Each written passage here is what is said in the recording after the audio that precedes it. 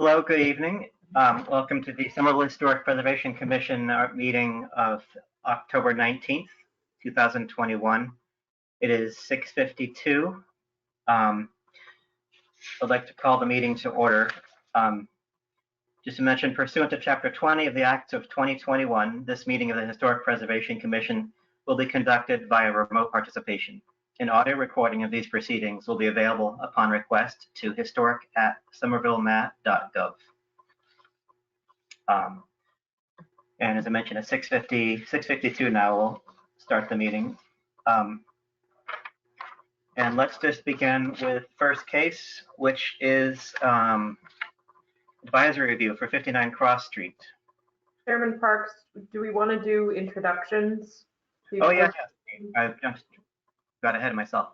Let's go around the screen, starting with Mr. Bingham here. So you're off. I'm Alan Bingham. I'm a commissioner. I'm in Ward 6. I'm a historic homeowner.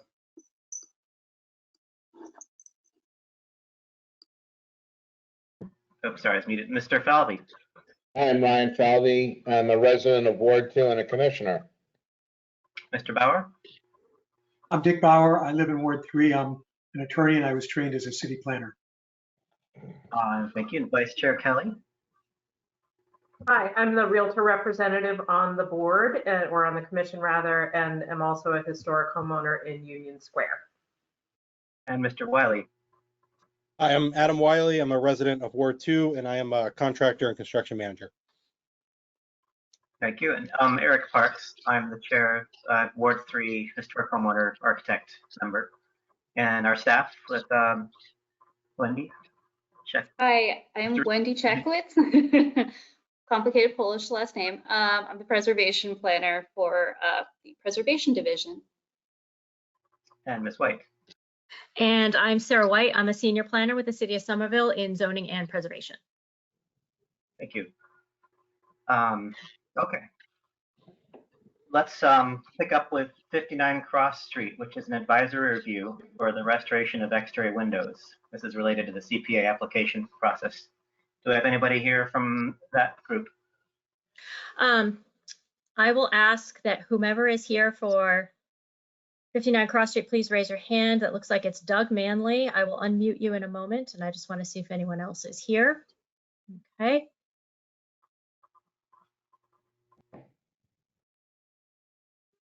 Doug, I have unmuted you. If you would please unmute yourself on your end. Good evening. I'm Doug Manley. I'm a partner in the firm Spencer Preservation Group, and we're the architects for the project at Cross Street. Thank you. Hi. Want to tell us what you want to talk about tonight? Yeah, as I understand, well, actually, let me back up by saying I'm pinch hitting for the project architect who should be here tonight. I couldn't make it. So, but as I understand it, the question concerns the treatment of windows along the Cross Street, the east elevation of the building. And yes. Maybe Sarah, you could help me with what the issues are? Sure. So the Historic Preservation Commission requires all applicants, all CPA applicants who are seeking historic preservation funds to present their project to them prior to going to the CPA. And while we understand you were here for another project, for another component of this project, we understand that that the restoration of the windows were a last minute add-on by the client, which sometimes happens. So rather than having you go to the CPA meeting and then having somebody say to you, hey, the HPC hasn't heard this before, we wanted to make sure you came in for their advisory input prior to your going to the CPC. This is a local historic district property, so you will have to formally submit an application for the restoration of these windows, which I think you're in the process of doing, but you still need just an advisory presentation to the commission and for them to give you, whatever feedback or ask any questions. So Sarah, the commission is up to speed on the full project, and the issue now is just limited to the subject of the windows? Is that- That is correct, because the windows weren't part of the advisory review that this property came in for in, I want to say it was July or August, because this is a recent add-on. So if you could explain to them what specific windows you're looking to restore, and the process you're going to go about for that briefly, that would be very helpful to them. And if you would like to show your screen, we Am I able to can. share my screen? I was just going to say, we can allow you to share your screen by elevating your prominence at the meeting. Wendy, let's see if I can do that here. I am going to make you a presenter. Okay. Just a minute here. And so what'll happen, Doug, is after you present, after you're done, we will change your status back to attendee. But what that does, we won't do it until after the commission is all done hearing what you're proposing. But once that does happen, though, it kicks you out. So if you happen to have any desire to spend the rest of the free time of your evening listening in on the rest of this meeting, you're more than welcome to log in and jump back on and do it. Great, great. So are people seeing my screen now? Yes, yes. Okay. So the windows that are in question, to back up all the way, these windows have been restored in a previous phase of the project. This particular phase, we're looking to do window restoration of this grouping of 3 windows here. This window currently non-original to the building. We're proposing that that be a replica window, new construction for this opening. And so these would be, the sash in these windows would be removed, sent to a restoration shop. The wood components would be restored. They would be reglazed. Sash and frames would be painted. And whereas this window would be a new, it's proposed to be a custom fabricated new window for this location.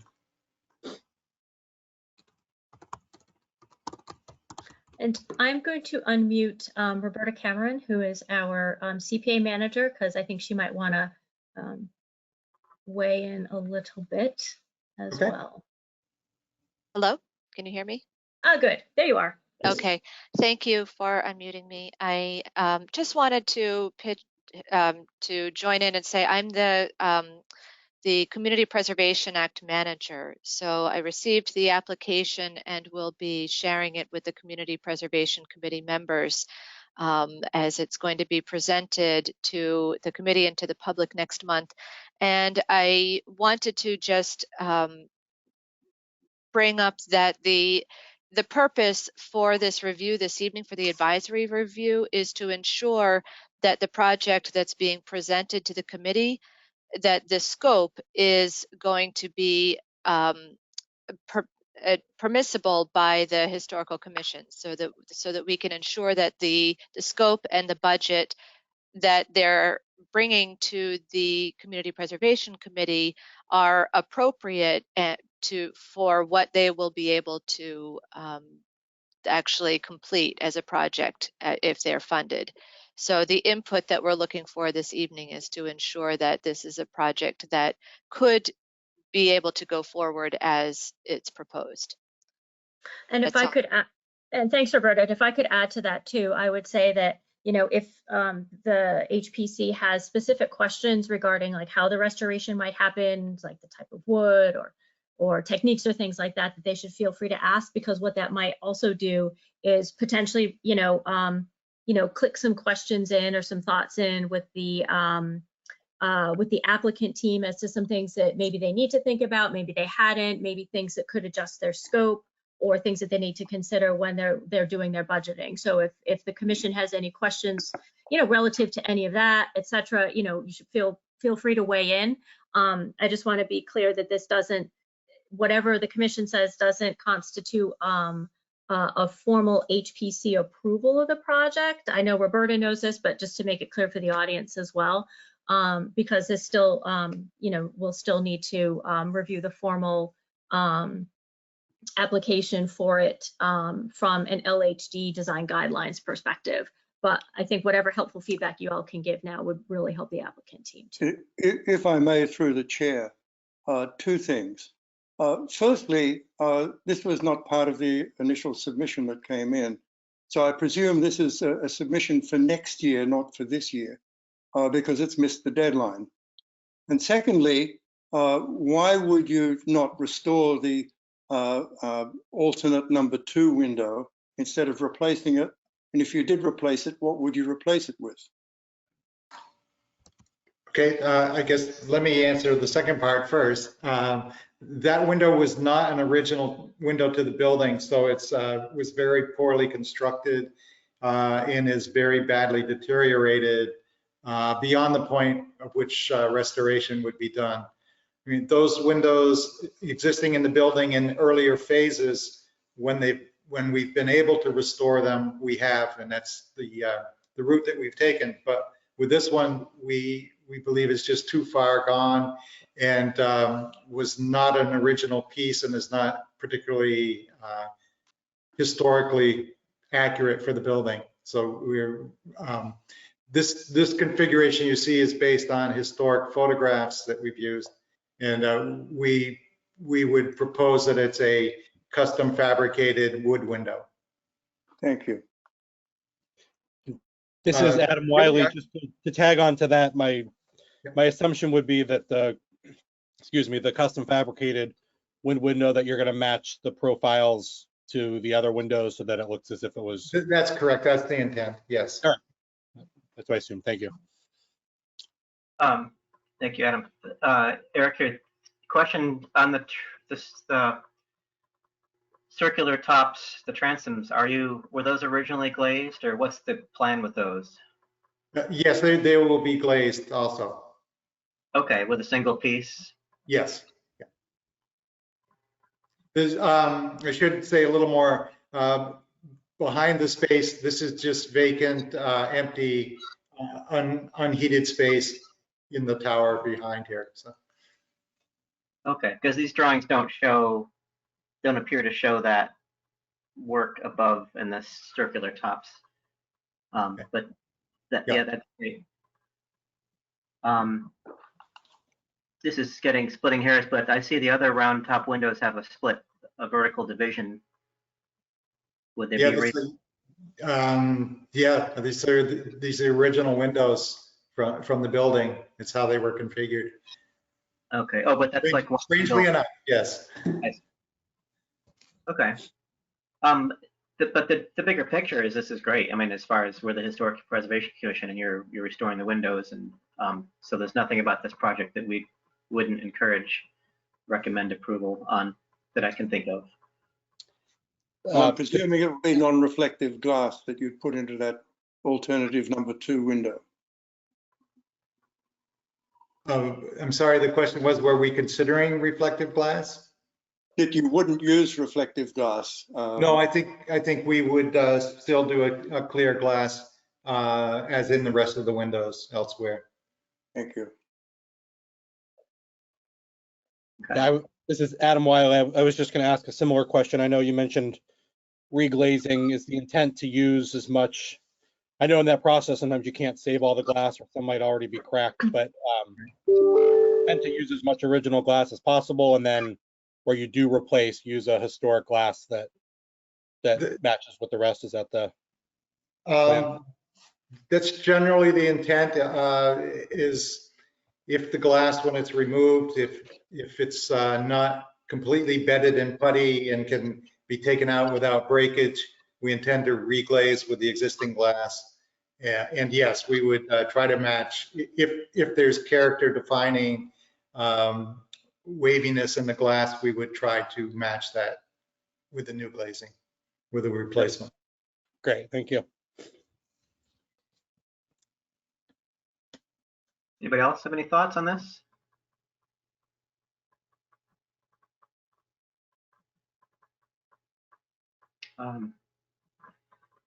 Yeah, I don't have any more to add on it. We're not taking a vote or anything, so that's just,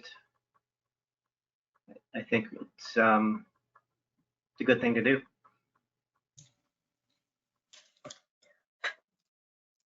Doug, do you have any other questions? No, I guess I didn't really answer the one question that came earlier. Why are you seeing this now? Is the owner did request that we add this to the scope after we had submitted our original request to the CPC. If I may join in again, that I think will be a question for the CPC to discuss, is whether they will accept. This is essentially a change in scope between the eligibility determination form and the full application. And so I think that it will be a conversation for the CPC to have to consider whether they'll accept a change in scope at this stage. Okay, Chair Parks, are you all set? I'm all set. I Okay. think we should move on unless there's anything else anybody wants to add. Thanks for presenting this to us, Doug. You're welcome. Thank you.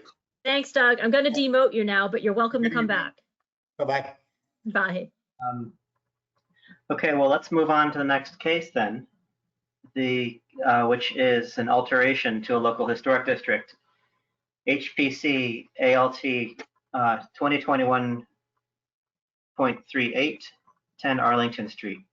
Applicant is Roof Hub, owner Kate Williams, installation of rear deck, retroactive commission approval for removal of exterior feature visible from a public way. Is anyone here from the applicant? Yes, I see that Taylor Ferguson is here. Taylor, I'm going to unmute you in a second, and I just want to see if Kate is here. Kate is here as well. All right, Kate, I'm going to unmute you on my end. You'll have to unmute yourself on your end. If there's any background noise where you are, if we just ask that if either of you that you just mute yourselves until you speak. So Kate, you're unmuted on my end, and Taylor, you are also unmuted on my end. And Taylor, you'll need to unmute yourself, whichever one of you is presenting. I think Taylor. I guess I am. So Taylor with Roof Hub in regards to the installation of a rear deck on an existing rubber roof. It'd be a standard 2x8 framed deck with composite decking and white composite railings.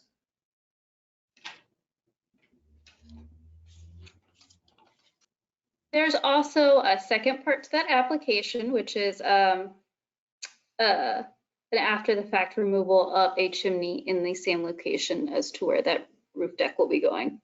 Correct. Okay, so you want them presented as together? Yep. Yes. Awesome. So during a roof replacement, it was discovered that the chimney was not safe and therefore was deemed at the time of installation to best remove that chimney.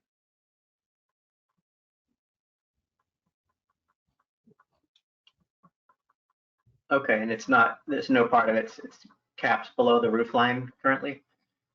Correct. Entirely gone, okay.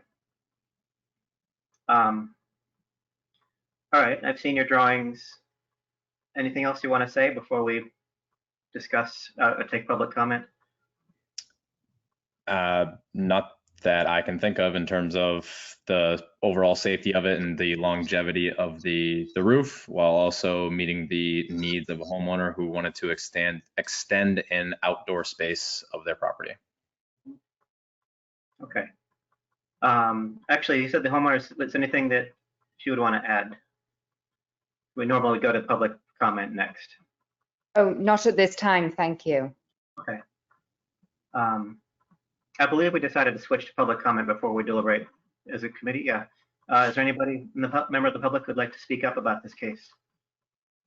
Any member of the public, please use the raise your hand function to raise your hand if you want to make a comment, and I will unmute you. Mr. Chairman, I do not see anybody.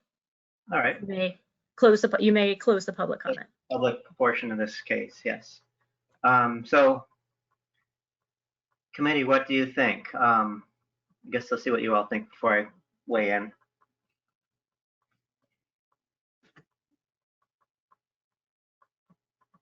I'm looking at it, and I'm kind of curious about the back.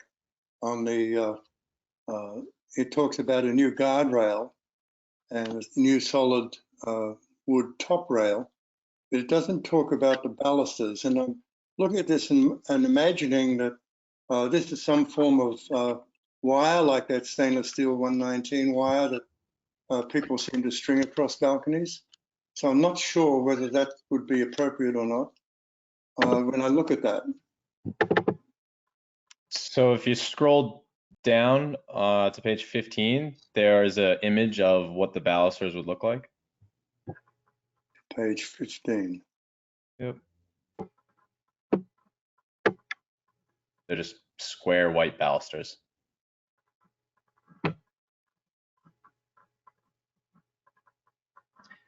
Oh, okay. And so they would be wood, or would they be plastic, or what? It would be composite. Plastic. Well, so PVC and composite are going to be two different things. Composite's going to be more of a wood feel and wood look, whereas plastic would be PVC, like a PVC fence.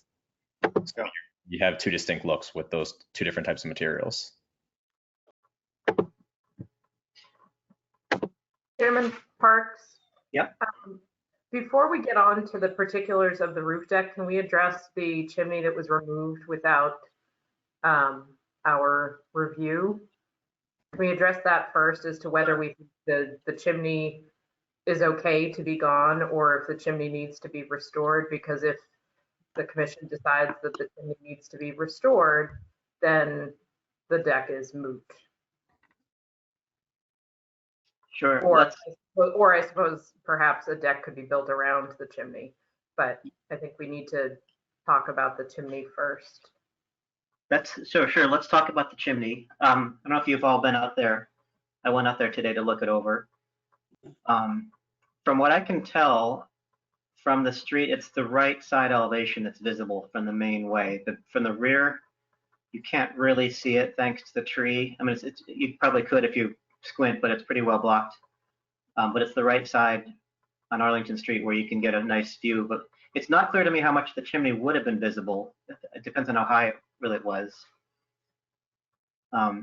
It's a secondary chimney. It's not the primary chimney. Well, before I go further, does anybody else want to say anything about it, what their impressions are? Chair, can I interject? Landscaping is not considered when deciding if something is visible from the right of way. Yeah, it was visible from the back street. It's just I couldn't get a good look at what would have been there because of the tree, but that's a good point. The tree might go away next year. And if you look in Google Maps, which shows the chimney when it was still there, and you look at Street View from the next street over, it happens that there was a fairly good view between 129 and 123 on the next street, which is Perkins.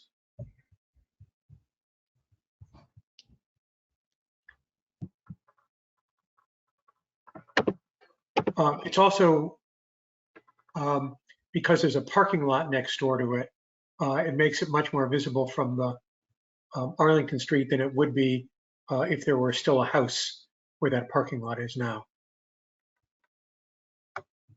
Yeah, to me, that was the primary view of this deck, is on the right side there. Other directions, it's a glimpse, but yeah.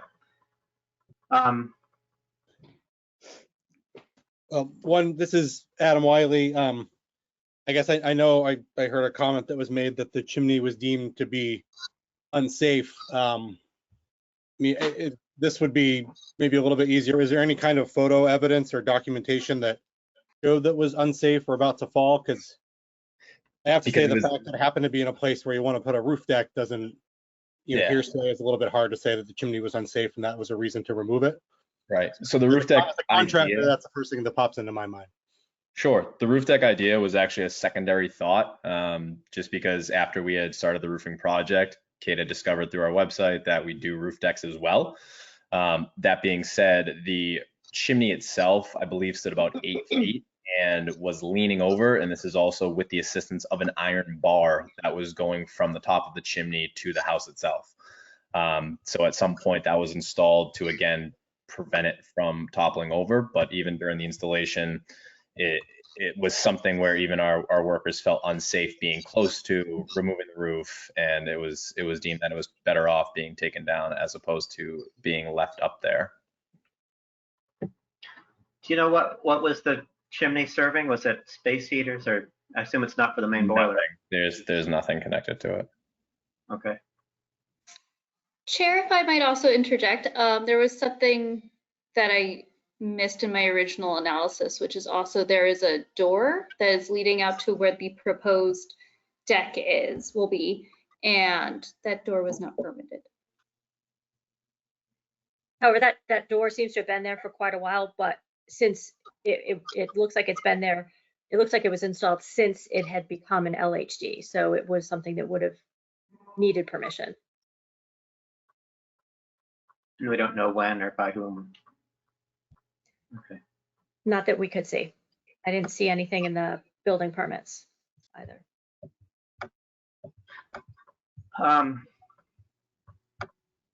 Well, regarding the chimney, obviously in the past, we've assigned primary importance. Well, you shouldn't have taken it down without permission. That was just not, I mean, it's a historic district. Any change on the outside needs to come to us.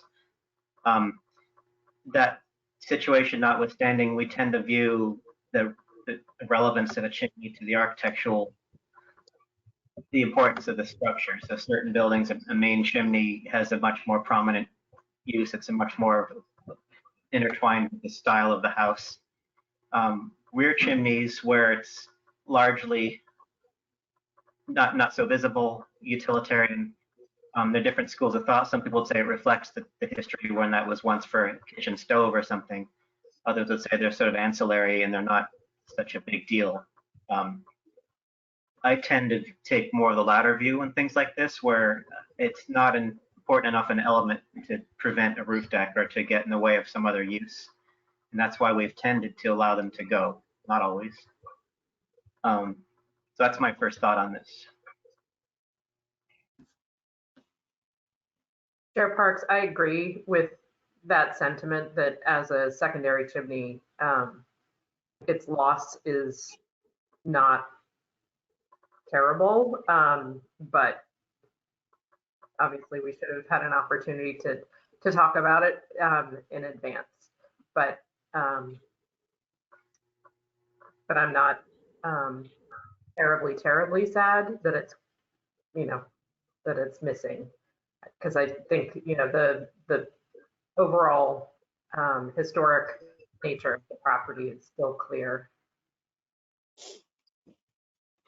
Yeah, it's just, it's annoying to us when this kind of thing comes up, because it's like, well, what do you do? It's gone already. And, you feel like you're setting a precedent where let's just knock it down and see what they think. So that's kind of where it comes from. But if that, as I mentioned, were to say, so I think I would also say, like, I would probably vote that this chimney could go away in this circumstance, that as a separate opinion on this.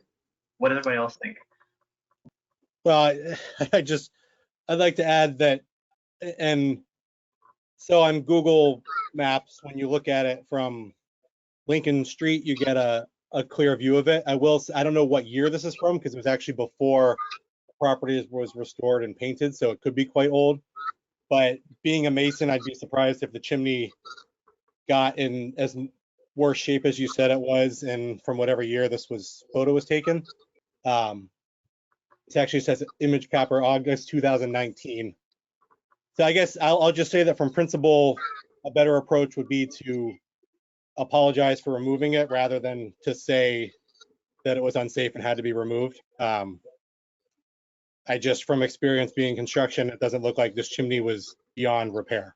So I think taking that stance was maybe not the best way of going about it. I'll just say that.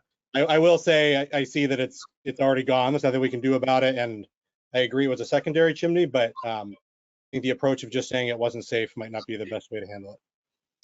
Duly noted. Thank you, Mr. Wiley. Yeah. Mr. Chairman? Yes.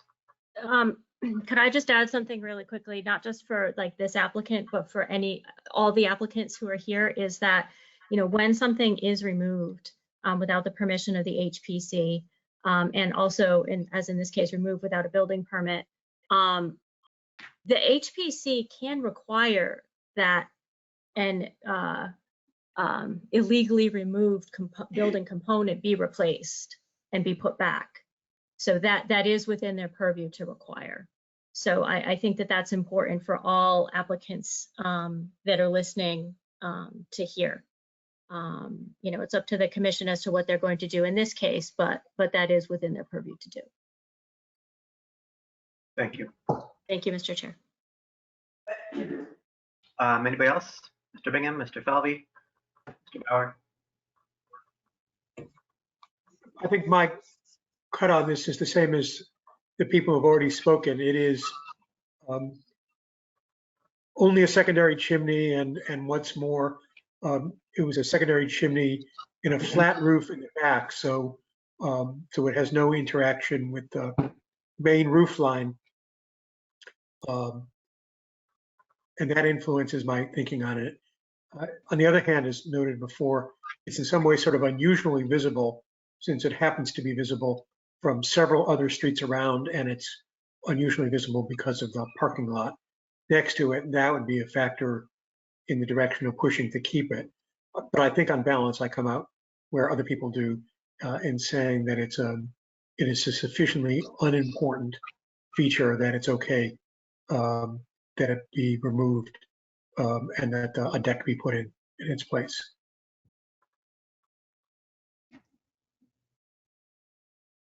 Okay. Mr. Bingham, you look like you have something to say there. No, I'm just agreeing with what Mr. Bauer said. All right. We could either vote no on the chimney or just discuss the second part and do it all in one fell swoop. I think we should do it all in one fell swoop, in part because if our conclusion were to refuse the deck, then we might want to revisit the removal of the chimney. So I would do it all as a package. Okay. Well, regarding the deck, I was confused because you gave us a picture of a cable railing system in the package. And you also gave us a picture of this white Trex or AZEK or whoever brand that was. The picture that showed the cable railing is up, I think, in the architectural drawings. Yeah, it's page number 2. That's frankly just based on what the architect drew. However, per the contract, that is not what is contracted. So there's a little bit of a miscommunication on that side of things. What is contracted, what is being requested to be built is per the picture on page 15, which is the white composite rails with the white composite balusters. There will not be a cable rail going across that. And that can be adjusted on a back end basis with the architect on changing the drawing so it reflects that, which the contract has already stipulated. Okay. You know, in principle, I'm not opposed. Thank you. I'm not opposed to a deck back there. People do it all the time. The question is what's usually the visibility and then the type of railing you're using. I don't have our guidelines in front of us. I know we discussed at one point particular parameters on that. Let me just pull up the picture. Sorry, lost the screen for a second. As I mentioned, it's from the rear. You can see it. Tree goes away. It's really the right side. One thing I noticed in your drawing, it doesn't show the wall correctly. It shows a jog between the L and the main house. It's actually a continuous wall all the way back, which could potentially put the railing a little bit closer to the edge in relation to the slope, the gable of the roof. So just to rattle off my thoughts on that, it would be nice if the railing were pulled in far enough so that the top of the railing hits the side of the roof rather than being proud of it and sticking out so it's a little bit less visible from the main street. Does that make sense? Yes, sorry. I'll need a little bit more clarification on what you're asking because the rubber roof itself doesn't extend past the gable roof. So therefore the railings themselves could not extend past the gable roof. I don't know if I'm addressing that properly because I'm just not 100% sure on the question. The slope of the gable roof is at a 40 degree angle away. So at some point as you go up, the roof the point at the intersection. This is kind of hard to do without a drawing in front of me. Let me see if I can pull up here. I was going to say, do you want me to share my screen? Let's see if Chair I can- Parks, you can share your screen, Chair Parks, if you want to illustrate something. That's more of a process. Let's just look. If you look at on sheet A1-0,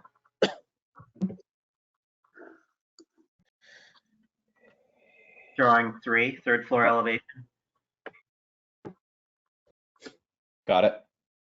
you see how you're showing the deck, the wall of the L in about a foot from the wall of the main body of the house? Correct. That wall actually is flush with the house. So it appeared to me that in reality this, because as you're showing it there, is fine with what I was saying. The top of the rail is inside of the roof line. I was concerned when I was standing there that if this railing guardrail were actually pulled closer to the side of the house because of that situation, that you begin to see it peaking. Got it. That makes more sense. So would you suggest that we move the side of that deck instead of finishing along that rubber roof line where it meets the gable roof, pull it in a little bit so you can't see the top of the rail when you're looking at the gable of the roof? Yeah, and then this is just from vantage point of a guy standing on the street, so I might be off with it. It might not be an issue anyway, but that would be just something. Another little fine-tuning thing, this is just jumping the gun with regard to the deck, if it were there, is the skirt along the edge. One of my pet peeves with me is when you see exposed framing, it's supposed to have a piece of trim that covers that, so you don't just see 2x8s pressure treated. So you actually have a piece of something like that. Okay. But I'm sort of rattling off. Other commissioners, do you have any thoughts on this? I think one of the significant aspects of this that we would need to discuss, if the idea is that a roof deck is okay, would be the use of composite material. And because that's not typically something that we like in historic properties. And so for this particular application where it is elevated off the ground, I don't have concern about the decking being composite, but I would like to hear others' thoughts on the composite railings and the profile that's been shown to us in the package. And another question, and perhaps Ms. Chekowitz or Ms. White could explain this to us, where the door leading out to the roof was added without conferring with us. Is that something that if commissioners did have feelings about the appropriateness of that door, that could be discussed now, or is that not on the table? Yes, you could discuss that now. It's something that we noticed, and at this point, since it's all together, you might as well wrap the entire discussion in. Okay, thank you. Yep. What do others think about the railings and the rail cap? Yeah, this is Adam Wiley. I was thinking the same thing. To be honest, when I glanced at the picture on page 15, I kind of, in my mind, jumped to a PVC railing. And I guess to be honest, there's a big difference between some of these composite railings. Some, as the applicant said, I would agree that some do look like wood, and they use composite on historic balustrades on the roofs all the time from a maintenance perspective. But that said, there's also some really bad ones that from the ground you can tell are not real wood. So it's a hard thing to answer other than seeing the exact spec sheets or samples to know that it will look appropriate. I agree with Robin that the wrong composite railing, I definitely would be opposed to PVC because you could see that from the street, but I think also the wrong composite railing could be inappropriate. So I guess I'd have to be convinced that it's the right type, and that would truly look like wood. Would it be painted? Can the applicant share whether or not the plan is to paint that composite, the railings and the balusters? Can That I, would be, can I go ahead. speak? Oh, it's the homeowner here, Kate. I just wanted to say that the reason why we went back and forth a lot about the type of material, and the reason why we really wanted to stay away from wood was because that side of the house does get a lot of weather. It seems to really be in the weather line. And when we renovated the front porch, we hand milled all of the balustrades in the front porch in wood, and they are a constant update and work to keep restoring those and painting them. And it's very expensive, and it takes a lot of time and maintenance. And I think because it's on the back of the house, and I actually used the app that comes with the company that makes the material, and I actually went out there and looked in great detail about how that composite actually looked, so that it did not have that plasticky, shiny, smooth surface. Because I really don't like that at all. And I, of course, wanted wood, but considering where it's placed and the work and the maintenance, I really felt like this was a very good compromise, having this composite, because certainly it looked really quite good to me, and had some of the texture that you would get from wood. And you wouldn't have to paint it afterwards. The composite, it would be maintenance free, or little maintenance. Mr. Chairman, just to interject, Kate, and the rest of the public, when you speak, please make sure to identify yourself, your first and last name, and in this case that you are the homeowner. Thank you. Thank you. I've seen, oh, sorry, let me pull up the screen.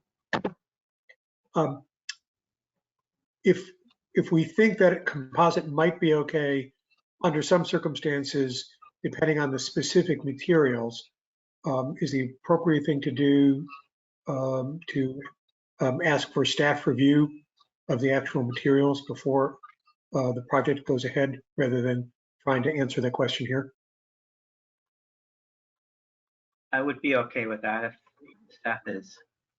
Yes. And in general, because of its height and distance, I'm less concerned with it being actual wood, because I don't think you can perceive it. It's with the joints with those systems. And, you know, the PVC that we all hate has these really nasty unions where things come together. So that's what I would look at. Another approach, by the way, not to throw a monkey wrench, but is to make it look fire escapey. And I know I think it's a Trex railing system. It's thin aluminum rails. It looks a little bit more like the fire escape. I don't feel strongly enough about it to, like, say, do that, but that would be another way to go about it. Is it black metal? That's sort of another historic back bay, place like that want you to do that. I think in this case, the white wood-ish look is fine. And I'd be happy having this looked over by staff subsequently too. Eric, I was just going to say, I've worked with some of the composite trim and deck elements in the past, and I find that over the years the quality of how they appear, I think, has improved significantly. And I think, you know, the galloping horse test, if you're on a galloping horse, I don't think you would notice, if you're passing somewhat quickly, the difference, you know, between you know, some wood trim and then some of the composites. And I think, at least with the rendering that was shown here, to me it looks perfectly fine. And I couldn't agree more in terms of the maintenance of it. I had to replace 2 different entryways, trim boards and pieces that were wood because of just water decay. It's hard to seal them, and you know, had more success or considerably less maintenance with composite, and it looks nice, and no one's ever noticed the difference there. So I think in certain circumstances, especially in a back deck like that, I'd certainly be in favor of it. I think it's a very reasonable and an effective solution for the homeowner. Thank you, Ryan. Who else has a thought on this? Does anyone want to take up the discussion of the door that leads out to the roof, the door itself, or the trim surround? Or is everyone okay with appearance, which is shown on page 17. 17? Thank you. Well, one thing I know, maybe the applicant could answer this, but I'm assuming that door is going to have to get replaced because it will no longer fit once the deck is there. So you're going to put a new door leaf anyway. Actually, how will you deal with that? You're going to have to step up there. Yeah, they have a step up. Will you be replacing that door in order to make this work? That is not currently part of our scope.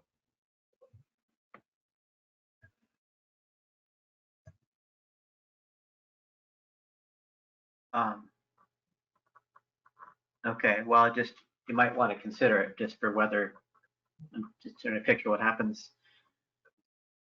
Well, if it's not leaking now, that's not typically a type of door we would approve on a visible from public way kind of exposure, being a single light. We typically would want something that's got some divisions in it. But that's about as minimally visible as possible while still being visible. So that's my wishy-washy thought on that. What do the rest of you think?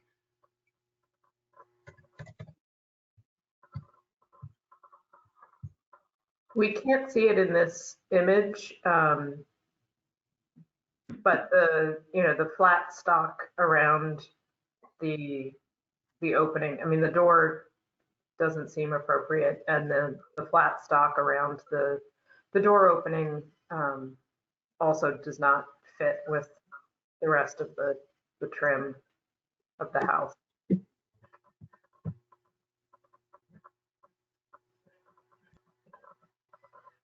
Yeah, I can't tell from this picture. Does the rest of the casings have a band, back band around it? Oh, I see. The hoods have, I forget what you call that. The casing ornamented up high.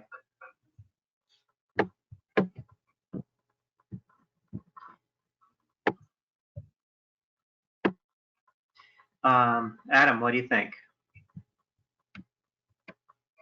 Well, my first thought was because it's on the back elevation, I think it's, not that it's not visible from a public way, but I think it would only be if I'm correct, the parallel street, you would get glimpses of it through other houses. So it's pretty hidden. But I agree. I guess my thought would be if you have to, I believe, reorient this door and put a new one in anyway, you might as well, for the same cost, use casing that's mimics the rest of the house. It certainly can't hurt, and it would make it look a lot more appropriate. So I think we could make it a provision that the casing should replicate the casing on the rest of the house. I don't think it adds any costs, and it's something that would be good to do. As for the door itself, I don't know if this was going to be reused or not, but again, I guess because it's on the rear elevation, I'm not as concerned about the door itself. So I'm, Adam, just looking at the constructability, that to me would be a bad detail to have a door threshold that's below the level of the deck, just in case stuff gets backed up against it. Wouldn't you normally raise a little section of wall and have a step up at the door threshold? Well, yeah, that's why, yeah, when I said it had to be reoriented, I would assume it would need to come up and be raised up, which is why you would need new casing anyway, because yeah, that would be a bad place for water and ice and snow to sit. I don't think the door can stay as low as it is. Like it has to get bumped up. Ms. Chekowitz, when you were reviewing the building permits and things, did you see anything for the rear doors on the first floor? It looks like they're similar single pane glass, perhaps with flat stop around them as well. This is all visible if you're on Street View right now, if you wanted to look up Google Street View, but you can see it between properties from Perkins Street. I will defer to Sarah White. I do not have access to our online system that allows us to look at building permits. Okay. Thank you, Wendy.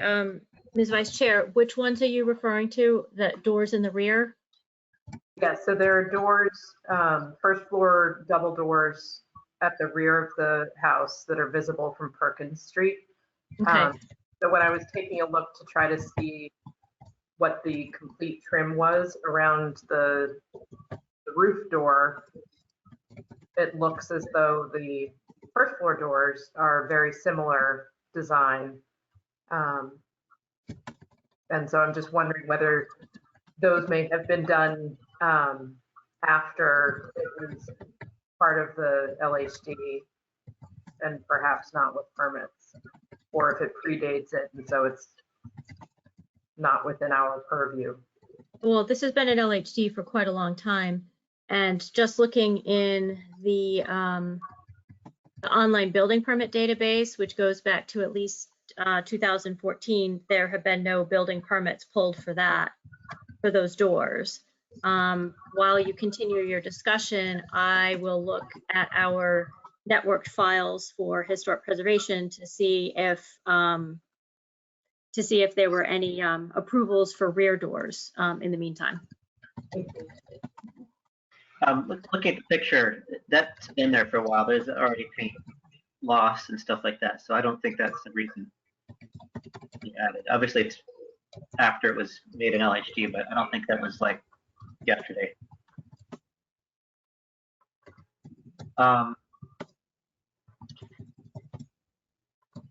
Okay. Anybody else want to talk about the door? Thoughts on it? Does it matter? Mr. Chairman, I was able to locate a certificate of non-applicability issued in 2012 for removing the existing rear mudroom entry. So there is, and relocating doors and constructing a new landing and steps and installing a new door hood canopy, all in the rear. So it appears some work was approved in 2012 in the rear, but I don't have plans. And can I interject here? Yeah, please identify yourself. It's Kate Williams, homeowner. Yes, sorry, I just wanted to add here that I did get planning permission for the work on the back of the house. It never went to the Historic Preservation Commission. I didn't intentionally avoid that process. I had gone through that process before, but I thought that once you applied for planning permission, if it indeed needed to be under historic review, it would get kicked up to the Historic Preservation. So that it never came to in front of the Historic Commission. Mm-hmm. And we had, in fact, I think your fellow friend Josh Safdie, he was the architect on the project, and Nat May did the work on the back, and we had permits for that project. And you were right with the door going off the third floor. It was to keep into, so it was similar to the kitchen doors. So they were in the same style. I didn't think at the time, to be honest, I actually didn't know until this time that the back of the house was under Historic Preservation Commission rules. And I've lived here for 21 years, and I've actually didn't realize that. and I planted all the trees in the back. And so I often think of it as quite a private kind of back area and never thought twice about being the view from Perkins Street. So I'm sorry about that if I have done something incorrectly there, but I just want to let you know my thought on that. Thank you. Mr. Chairman, if I could just step in really quickly, because Kate, I think you bring something up that can be useful for other people who are listening too, which is for local historic districts in the state of Massachusetts, any exterior feature that's visible from a public way comes under the purview of the Historic Preservation Commission.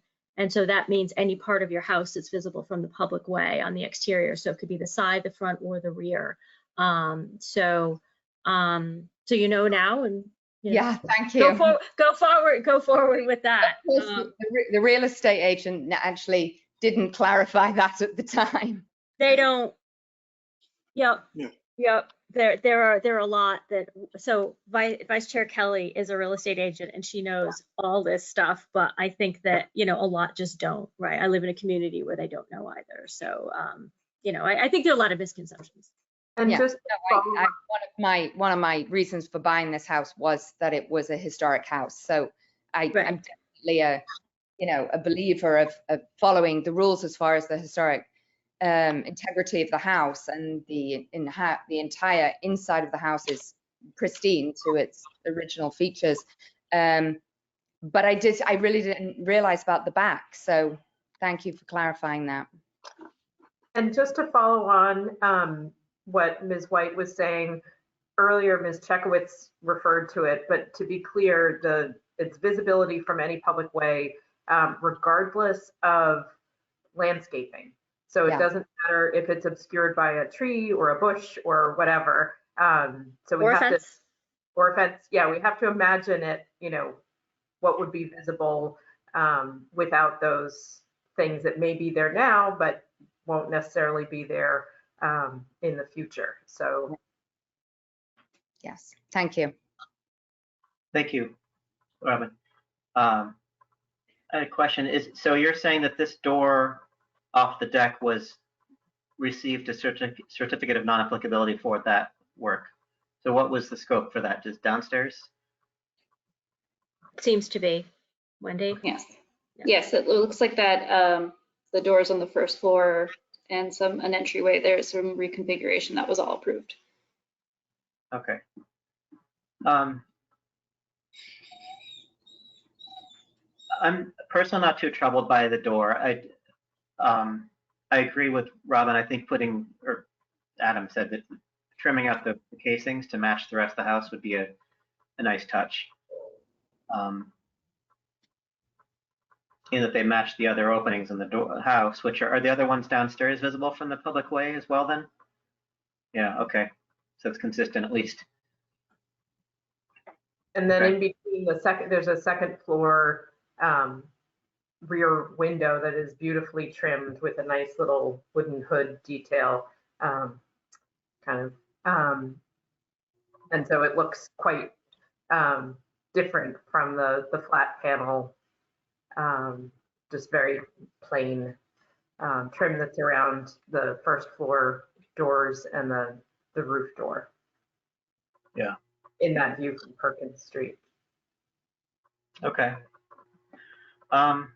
We need to wrap this up. Anybody else want to weigh in on the door or railing discussions before we go to a vote?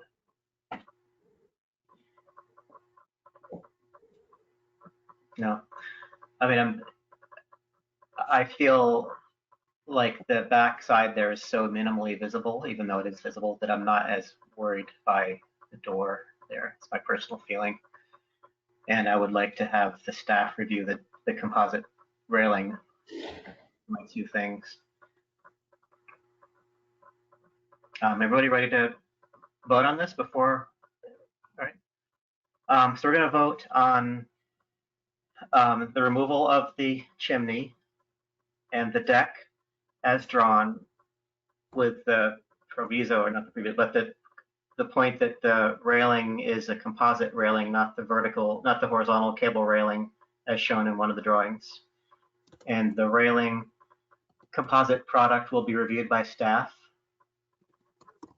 And should we add the back band trim around the door to make it match the other openings? Okay.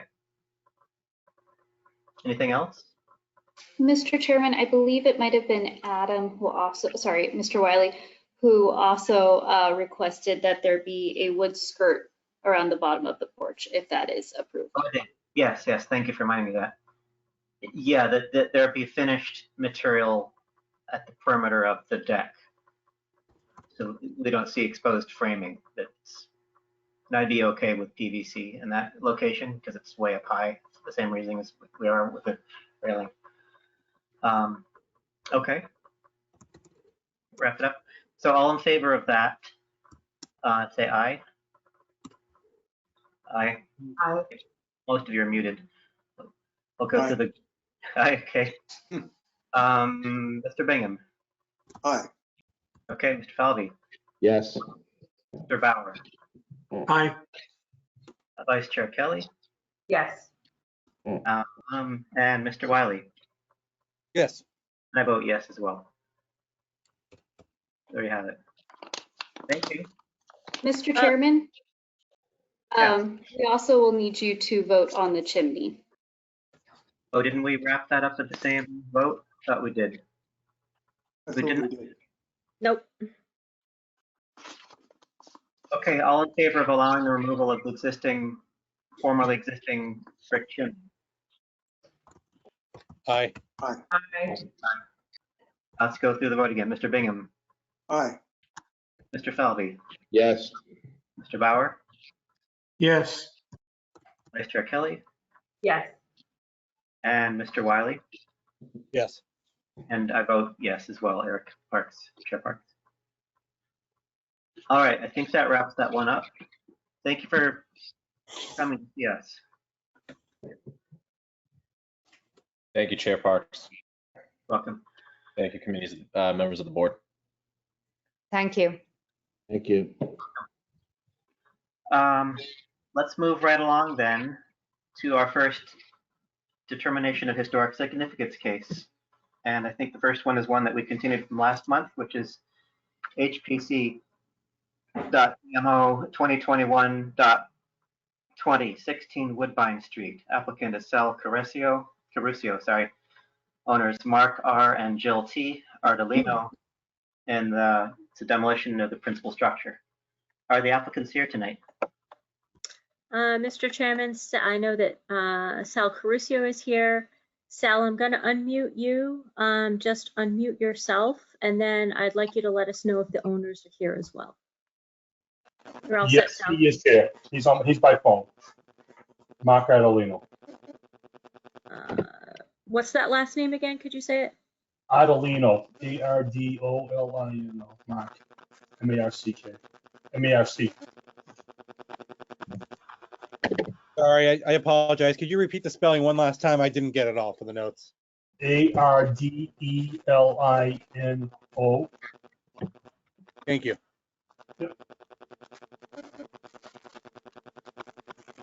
I'm sorry, I don't see him on the list. Oh, he was just on the phone. He was just going text back and forth that he was there. I just asked him. He doesn't appear on our attendee list. He says he's on there. He's walked in. We had this problem last month with me. Trying to get on back and forth. He says he's on. He hears you. Yeah, if you're listening to the meeting, you can hear me, but I don't see him as being logged in to actually participate. By phone. Yeah, he said. Yeah, no, I don't see him. He's listening. He's listening. Maybe if I call him. Hold on. You can call Oh, him. no. Is that no? Well, you can try, but I'm not sure that's going to be helpful, but you can try. Hold But on, you'll just have to, you will have to mute him. Okay, I'll mute you, Mark. Hold on. Don't go anywhere. Hold on. Okay, I did.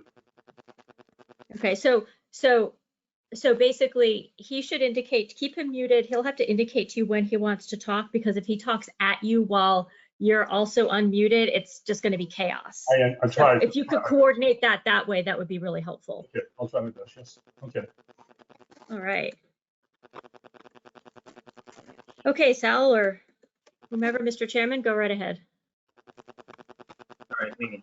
Yeah, let's go ahead and tell us what you're up to, Mr. Carricio. So my name is Sal Carricio, 8 Monroe Street, Somerville.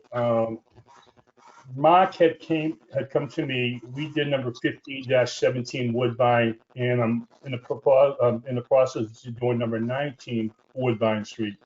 Mark had approached me a while back that he was thinking about selling. He outgrew his house. He basically has 2 children. It's a 4-room house. There's 2 rooms upstairs. Him and his wife share 1 room.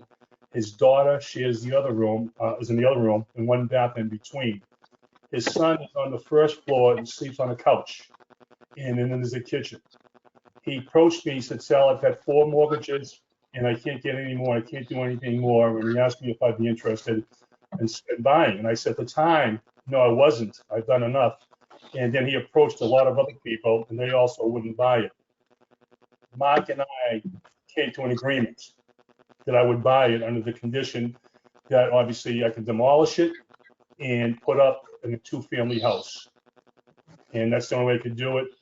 I couldn't add on. The basement there is a basement that's a dirt basement that's only 4 feet high, and he's got water in the basement. Otherwise, I would have added on to the rear of the building and make it work with the front still being there and adding on bedrooms.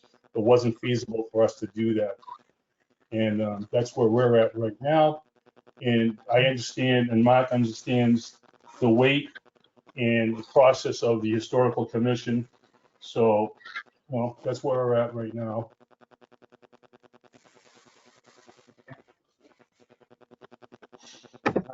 Thank you. Are there any members of the public who'd like to speak? Or actually, before I do that, was anybody else with your group want to speak? I know you had a workaround. You want to talk to Mark, the owner, or I have him on the other line right here now? If he wants to add anything. Let's see. Okay, I don't know. Hey, Mark, you there? Mark, Mark, you there? Yes. Mark, okay, I just had a conversation with the board about what you're facing right now. But if you can give a quick description right away, just so they hear it from the horse's mouth, basically. I don't know if I missed anything or not, but maybe you want to clarify, and maybe they have a couple questions for you. Can you tell them what's going on real quick, please? Hi, Mark Adelino, owner 16 Woodbine Street. Looking to, I've been trying numerous times to sell my house, and sales come up with the best offer. We've just outgrown the house. Now we have 4 rooms. My son's sleeping on the couch. Refinanced 4 times. Can't get any more out of the house. The cellar's unlivable. We get the water all the time. It's just time to move on. And I'm just scared of losing my foreclosure or other needs. It was just time to make a decision. The rest of my family. I'm a city worker. My wife has lost her job. It's become too much to maintain it going forward and moving on. Just want to look at, pay the house off, sell it, get something else, and just start fresh. There's no more room to be able to live in the house. I have more questions if you want. Anyone has questions, please. Thank you. And could I ask anybody who's not speaking to please mute themselves? There's a background noise that honestly is so horrible. I'm surprised people haven't left the meeting. Sarah, should I mute Mark Adelino now? Sure, go ahead. I did. Okay, Mark's, he's muted. Still happening.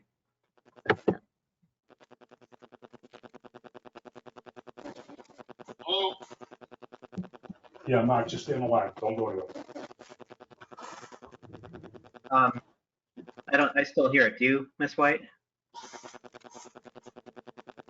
Yeah, I don't know. Not.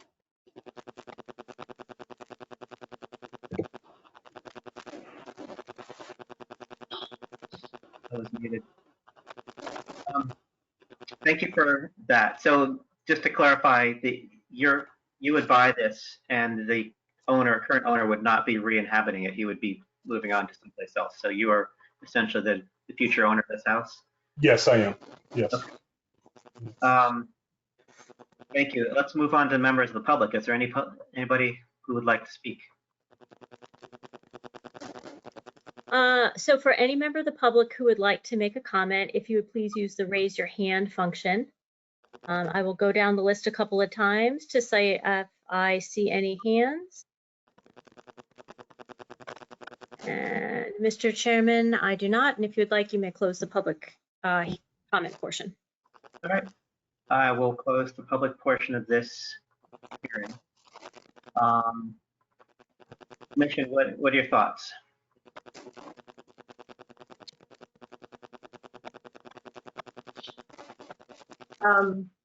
So we're this evening we can only consider whether the property is historically significant. We can't unfortunately take into account the sort of human or family circumstances, the reason behind the sale. So certainly feel for the family and understand that they are ready to move on from this house. But for the house itself, it retains its original form and massing. It contributes to the original streetscape, which we've lost some of the other worker housing in that area, unfortunately. But I see the property as being historically significant. Thank you, Robin. Who else?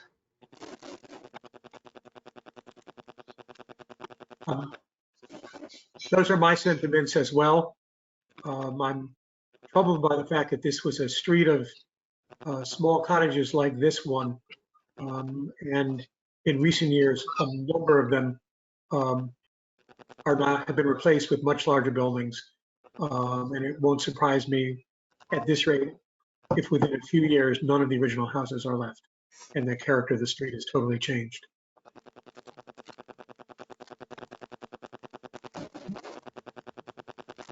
This is Adam Wiley. I'll just add that from aerial view, it looks like there are about 6 houses that share a similar massing in that cluster there. So I think it's safe to say that there's a consistent kind of farm and worker cottage housing in that area. So it does fit in with the streetscape. What? Ellen, Mr. Bingham, do you have anything to add, or Mr. Falvey?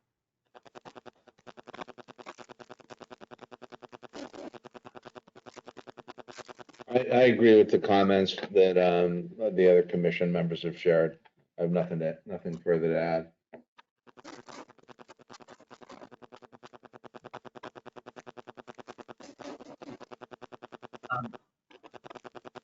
Yeah, I don't have much. I think Vice Chair Kelly wrapped it up nicely. This is an increasingly rare building type in our city. This is not the oldest one of the worker houses, but it's back in that era. It's within a neighborhood full of them. It really saddens me to see them going away just because it's a tight little cluster of them. I totally get why they're going too, because they're impractical for the way we live now, and they have, low headroom and they're small. But I mean, it goes back. I think Robin could say it's all about economics.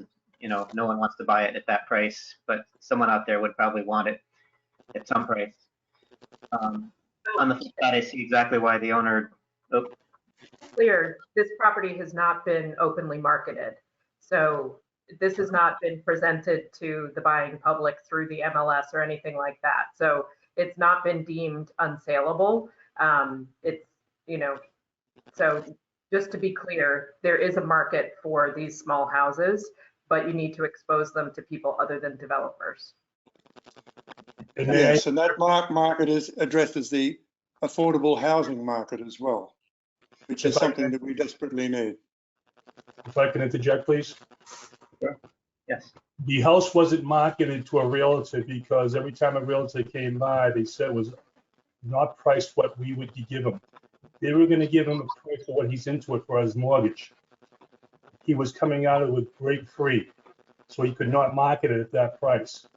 That's why Mark and I had made a deal where he can sell the house to me and still have money to go and probably buy a decent, or hopefully buy a decent house somewhere else.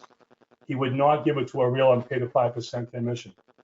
That's what I was told by Mark, and that's why he wouldn't do it.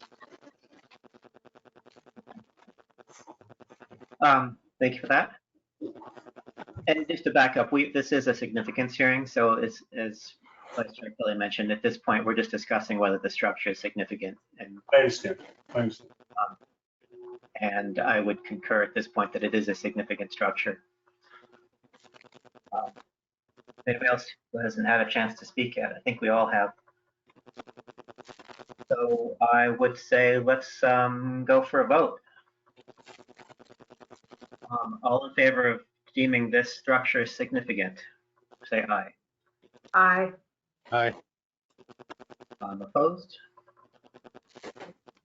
Roll call. Let's start with Mr. Bingham. Aye.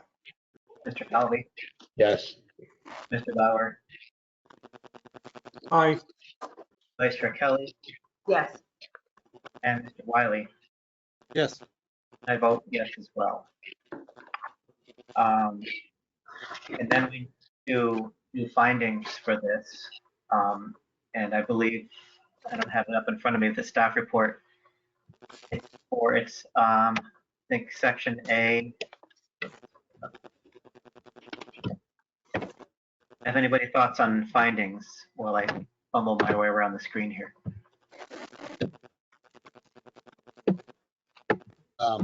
Says Adam White, I would say maintains original form and massing and part of an overall streetscape along those lines.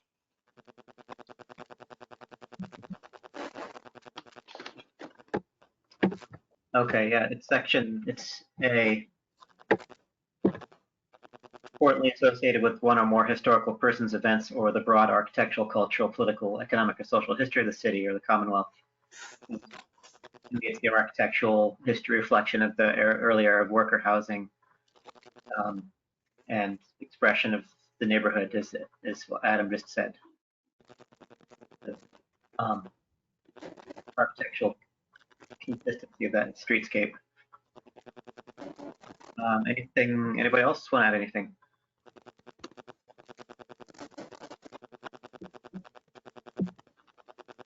Okay, well then let's vote to adopt those findings. All in favor, say aye. Aye. Opposed? Mr. Bingham. Aye. Mr. Falvey. Yes. Mr. Bauer. Aye. Vice Chair Kelly. Yes. Mr. Wiley. Yes. And I vote yes, Chair Parsons. Thanks. We'll see you next month for a properly preserved hearing. You know the routine on that. Yes, I do. Mr. Chair, if I can just step in. The applicant will need to submit the general proposed plans for what they intend to put in that place, and also a second $250 check, and we need it by noon tomorrow for them to be scheduled for the November meeting. By noon tomorrow. Yes. We will need the hard copy dropped off to City Hall. There's a mailbox outside on School Street. And in addition, you will need to email us a copy of those plans and a copy of the check. Okay. I don't think that's going to happen. Or we're going to have to probably go on the December agenda. Yes. Okay. Yes, I have a choice. If I don't get it, further details on how to address the check and that additional information has been emailed to your email account. Okay. Okay. No problem. All right. Thank you. Let's move to our next case. HTC.DMO 2021.21, 599 Somerville Avenue. Applicant is 599 Somerville Ventures LLC. CO Rafi Properties. Owner, same as applicant. Proposal is demolish principal structure. Is somebody here from the applicant? Ms. Chekowitz, can you tell me who should be here from the applicant team? Names I should look for? Russell Preston has, Preston. yeah. All right, Russell, I am unmuting you. Just please unmute yourself on your end. There is also Katie Gibbs. All right, 1 second. Okay, Katie, I am unmuting you. Please unmute yourself on your end. All right. Hello. Hello. Good evening, Commissioner, staff. Sarah, could you give me screen sharing permission too? Sure. Yep, absolutely. And so I will let you do that. You know the routine, right? That like once you're done, we have to lower your status so you can unshare your screen, and then you get kicked off, which is fun. Yep, not a problem. So I'll make you a presenter, and you should be all set. I apologize for the notes, Russell. Can I get a spelling on the last name before you start presenting? Yeah, of course. Preston, P-R-E-S-T-O. Okay, thank you. Great. And can you all see that slides there? Yes. Great. So thank you all. We just have a short sort of introductory presentation to kind of orient you all to the project. My name is Russell Preston. I'm here on behalf of Raffi Properties, the owner of 599 Somerville Ave. This is in a mixed use MR3 district. I'm here to just talk you through kind of our research and our understanding of the historic nature of the building. It's an interesting structure. It was actually constructed, we think, between a period roughly 1975 to 1984 in a series of phases. And we've, working in preparation for this discussion, done some additional research around just the, building records, kind of all of our kind of environmental research. Initially we spoke with Mike Larunga, who's the owner and operator of Larunga Bakery that used to occupy the site. So just to orient you, this is on Somerville Avenue, roughly a 5-minute walk to Porter Square. You can see here from the aerial the kind of nature of the three building conditions that occurred between 1975 and 1984, 85. So that was sort of interesting for us to discover in this research. There are some other structures around the neighborhood that are older in nature and have sort of the industrial kind of turn of the century vibe. This is not one of those structures, though. This is a CMU building warehouse with brick veneer. It's also kind of consistent. If you look at the rhythm of the street, this is an area of Somerville that expanded with worker housing and all. In the permit records that we found, and some of the aerial photography that we went through, it's consistent that those structures were demolished starting in 1972 here, and then the kind of primary operation for Larunga Bakery, the sort of larger structure in the center of the site, was permitted in 1975, and we think constructed around that time period as well. Then the 2-story structure that you see prominently on the corner, that was constructed or permitted at least 1977, and there's some aerial photography we've seen around that same era that shows it in place. The farthest sort of western edge of the property, in these photos, is on the photograph that's to the left. The existing buildings there, residential in scale, was permitted for demolition in 1979, and then again in 1980, and then that sort of larger addition was constructed in 1984, and then there were some other minor additions and structure that was done in the 2000s. But so we just wanted to share that with you, and kind of talk through the kind of nature of the building and any other questions you might have on it tonight. So thank you. Thank you. Would anybody else, the owner from your group, want to chime in, or should we go straight to public comment? I think that kind of concludes. Others are here just to support any questions that might come up. So I think that concludes our remarks at this time. Thank you. Welcome any comments from the public. Vice Chair. Before we go to that, I'd like to ask staff if they have any confirmation of the information we've just learned, which would put this building outside of our purview. Let me confirm. Thank you.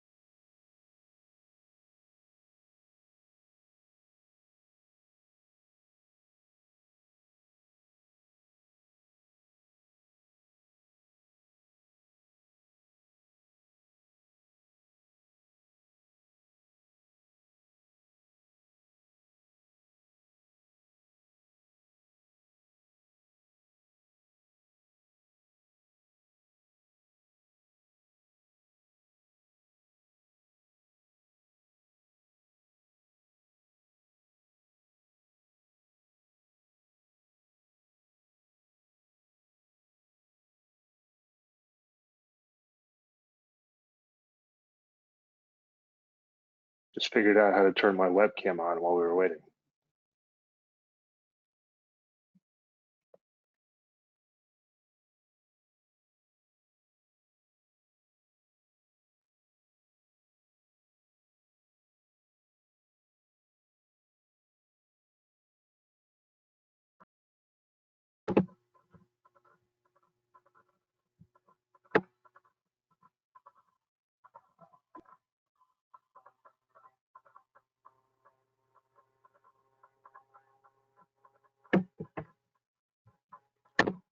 Well, I'm reading on page 6 of the information sheet that on the third paragraph, it said sometime in the early 20th century, the structure spanning 599 Somerville Avenue and 601 Somerville Avenue is either demolished or significantly altered, and the current structure. So I would jump to the conclusion, therefore, that if that was significantly altered or demolished, then we're looking at sometime early 20th century, but we're not sure exactly when.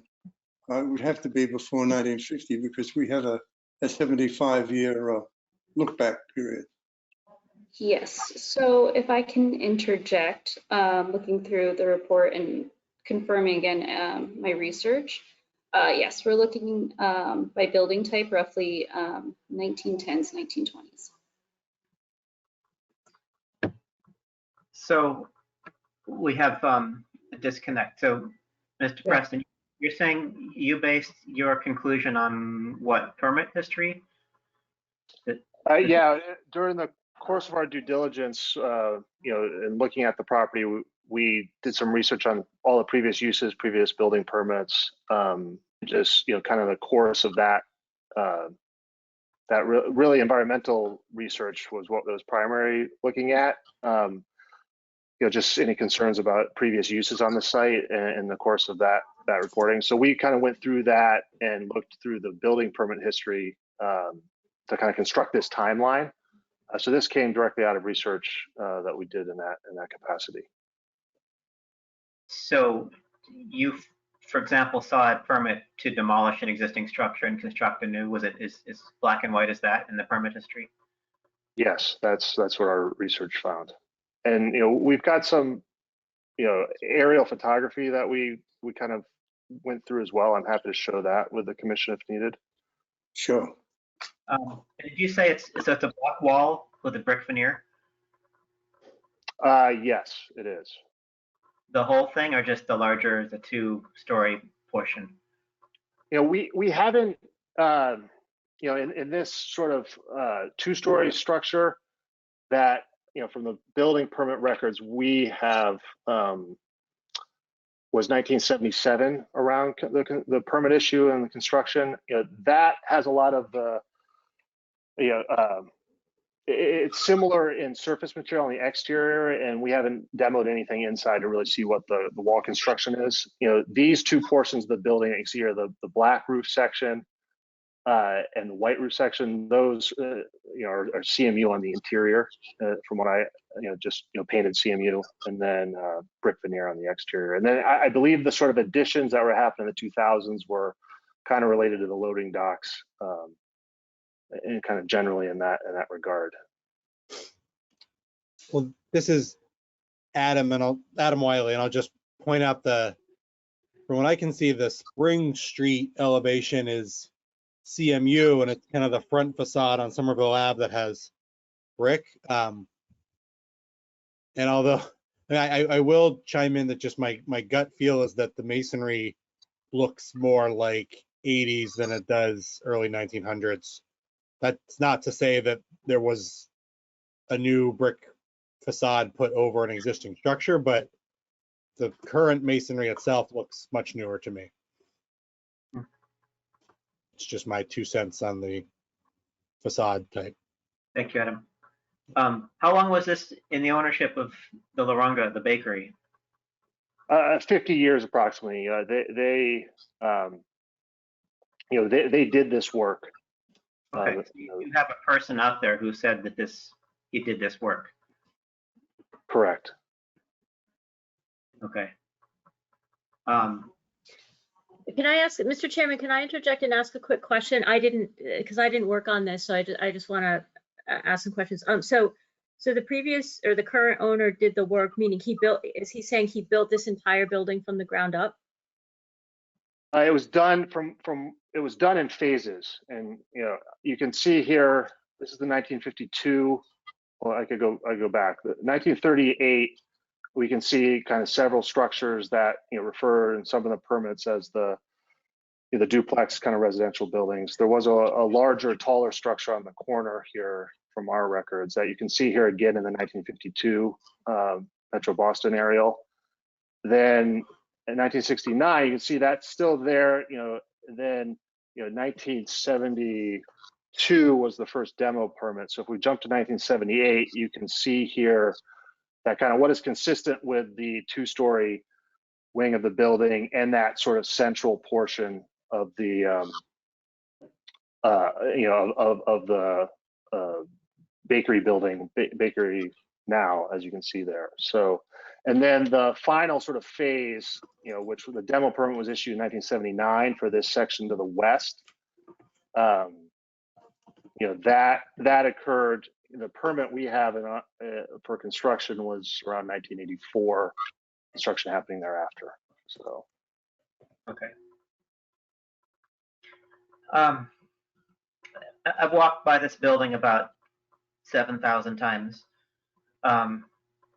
And it's always struck me as well, are we jumping the gun? I mean, I guess we have to decide whether we're going to take public, what's going to happen with the project here, because if we establish that it's more recent than 75 years old, we sort of need to stop right now, don't we? Mm-hmm. Mr. Chairman, I will say that the city's own the city assessor has the date of construction at 1900. So one of the things that we can look at too, with regard to that, is that, and our GIS system apparently has it as 1900, is so like how much is left from 1900, which is probably the larger question, and how much of that 1900 building was built upon to get what we have, today. I think I would worry about not taking public comment because it has been advertised and people are expecting public comment.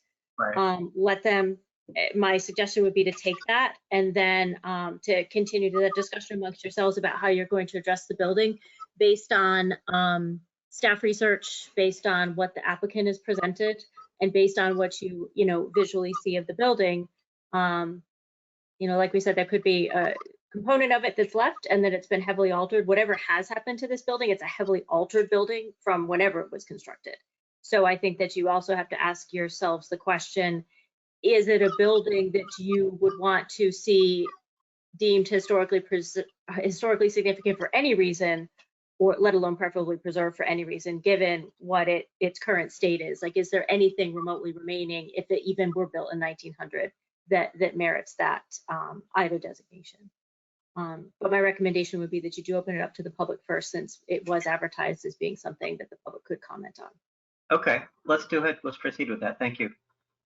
So any members of the public, would you like to speak up regarding this project? And if somebody from the public does want to raise their hand, Katie Gibbs, I think you're with the applicant team. If you could take off the raise your hand, that would be really helpful, so I don't mistake you for a member of the public by accident, which I'm bound to do. So member of the public, please raise your hand. I will look through the list again. I don't see anyone thus far. And I see no one with hands raised for public comment. So if you want, you may close the public portion and proceed with discussion. Sure, let's close the public comment portion of this case hearing. I would, before I stop myself, this building has always been a bit enigmatic because it presents itself a little bit like a building that's been there for a long time, but if you get in the weeds with it, you realize it's actually kind of newish. And there's not much there that speaks to any kind of industrial, like early character. The window spacing is a little bit weird. And, so, just to address significance, I personally don't see much of any significance, even if we allow that there's some portion of this that goes back that far that was just encased or enveloped or something like that. I agree with you on that there really is not much historic merit to this, even if it were from the early 20th century. Okay. Is there anything that precludes our voting on this as though it were an older? I guess it really depends on how we vote, really. I just wanted to make a point. I noticed that in the materials that were distributed with this, there was one letter that was public comment. I know that we're listening to people, but there was a note that was attached that was public comment. I don't know if that would be something that should be read, but I would assume that we'd just need to acknowledge that here now. Yes, that letter was sent in your board application packets. Oh, I missed that. Let me see.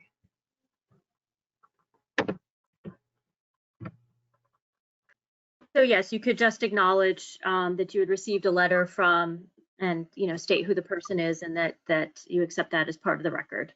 We also have it in our files.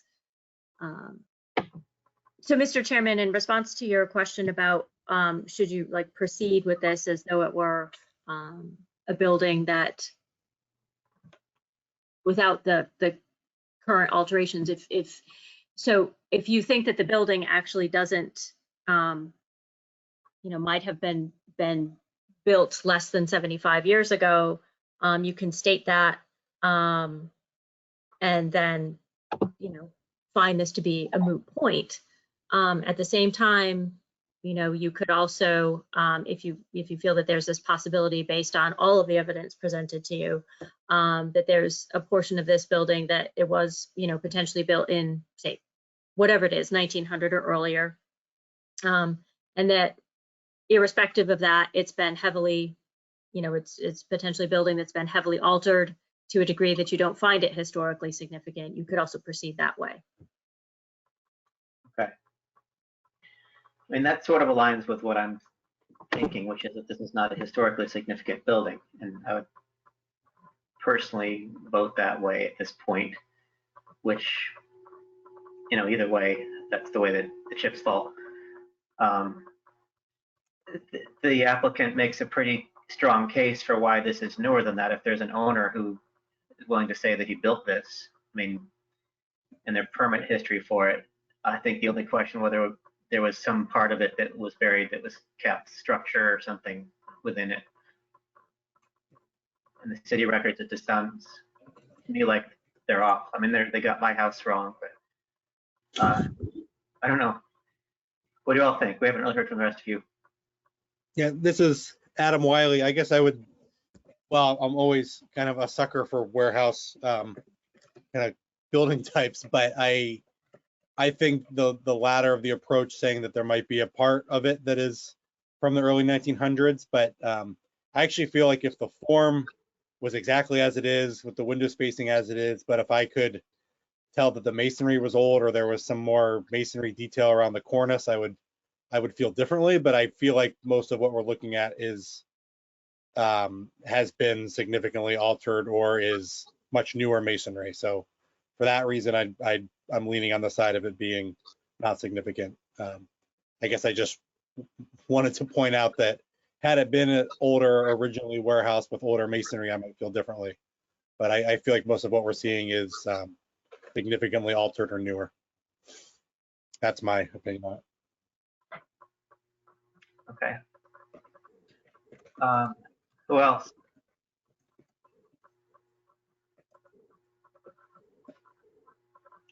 Any thoughts, Mr. Bingham, Mr. Bauer? I go along with basically what Mr. Wiley has said. I've went down and had a good look at this building, and I agree that it's to me, it's much later construction.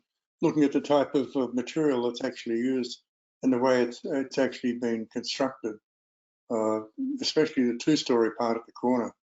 You know, that's to me that is less than 75 years old. Okay. Mr. Bauer? It certainly seems to me newer than turn of the 20th century. On the other hand, a building can seem pretty modern and still be 75 years old. So I feel like I'm not sure we have enough information to answer the question of age, but depending on what our thinking is about the rest of this, that may not necessarily be dispositive. Yeah. Thank you. Mr. Falvey, did you weigh in yet, or do you have any thoughts? I concur with the sentiment shared by the other commission members. I don't see it as being historically significant. And Thank you. Yeah. I would say I don't think I've ever seen a brick veneer on CME block building that dates back as far as this said. That's an entirely newer system. But if you're indeed it's concrete block with brick veneer, to me it's like 1970s or on, back when we stopped building with all brick. And Mr. Chair, there's some substantial basements that are under, the central portion, and sort of, there was substantial site work done on these properties when they're constructed as well. So just to the point around what might be left, I think I have seen no evidence of any 1900 for portion there. There could be foundations, but I think just looking at the aerial photography, it was done in a kind of sequenced manner, and between those dates. So we had right there an aerial photo from 1938 that showed it as distinct building types. So yeah, the older maps. Right there, yeah. Okay. Oh, 1952 even. Yeah, so you're not even back in the period of heavy-duty industrial building significance of Summer Lab. I think we could go for a vote then on significance. I believe, since the sentiment I'm hearing is not significant, that it's okay to vote on this.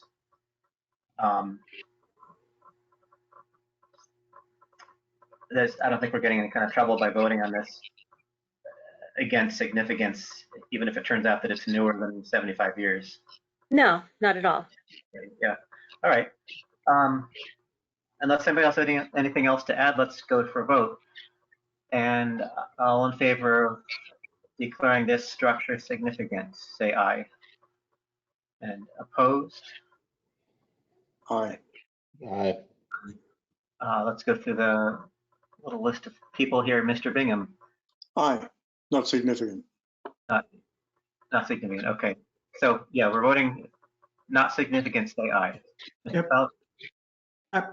Mr. Mr. Chair, if I could have just as a matter of form suggested, since the question before us is significant, if people think it's not significant, they should vote nay.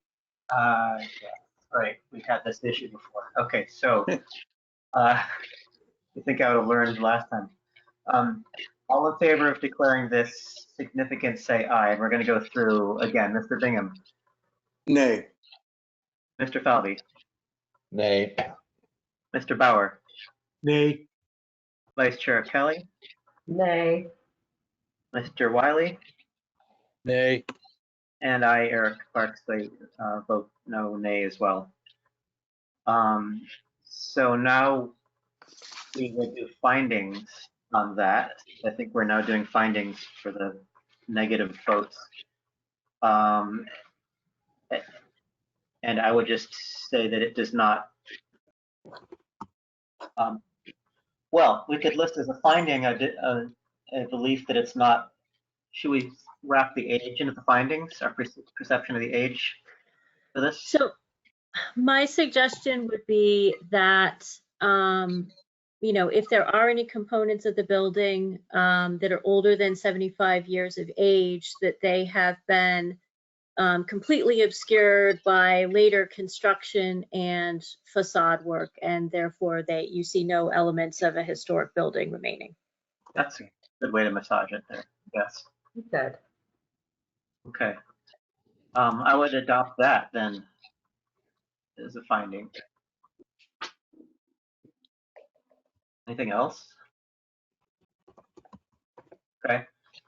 All in favor of adopting the finding as presented by Ms. White, say aye. Aye. Aye. Aye. Mr. Bingham, Aye. Mr. Falvey, Yes. Mr. Bauer, Aye. Vice Chair Kelly, Yes. Mr. Wiley, Yes. and I vote yes as well. So there you have it, Mr. Preston. We've deemed this not significant, so we're ready to go to the next stage. Thank you all. Appreciate the time. Thank you. Okay. Russ, I'm dumping you now. Yeah, congratulations on getting yourself into our screens. It's never happened before. We have an applicant show up. Now he's kicked out. Okay. Let us move then to the next case, which is HPC DMO 2021.22, 9 Hanson Avenue. Applicant is Brendan Boot. Owner is the same applicant. And the proposal is to demolish the principal structure. Do we have an applicant here?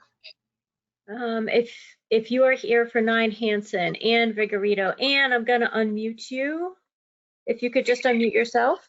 And is there anybody else, Anne, that I should be unmuting at this point? No, it's just me this evening. Thank Okay. you so much, Sarah. Yep. Sure.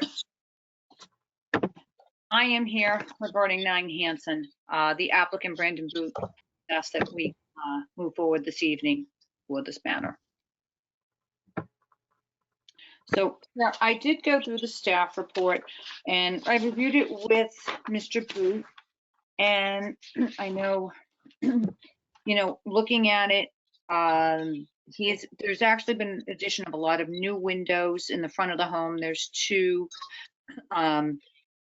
they're not really bay windows, but they're the elongated that look, they don't come out. Those are new, and the perch over the door is new. And then there's a bay window in the back and in the rear that was added as well. and then on the side of the house.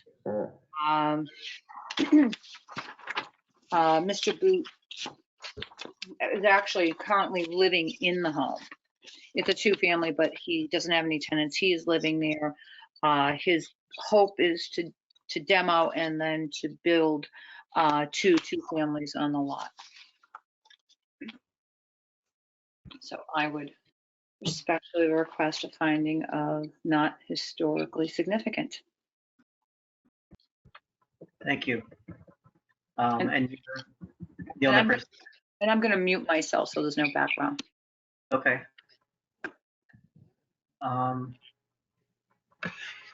And you mentioned you're the one speaking on behalf of your applicant. So let's move to the public testimony or the public comment part of this hearing. Anybody from the member of the public wish to speak?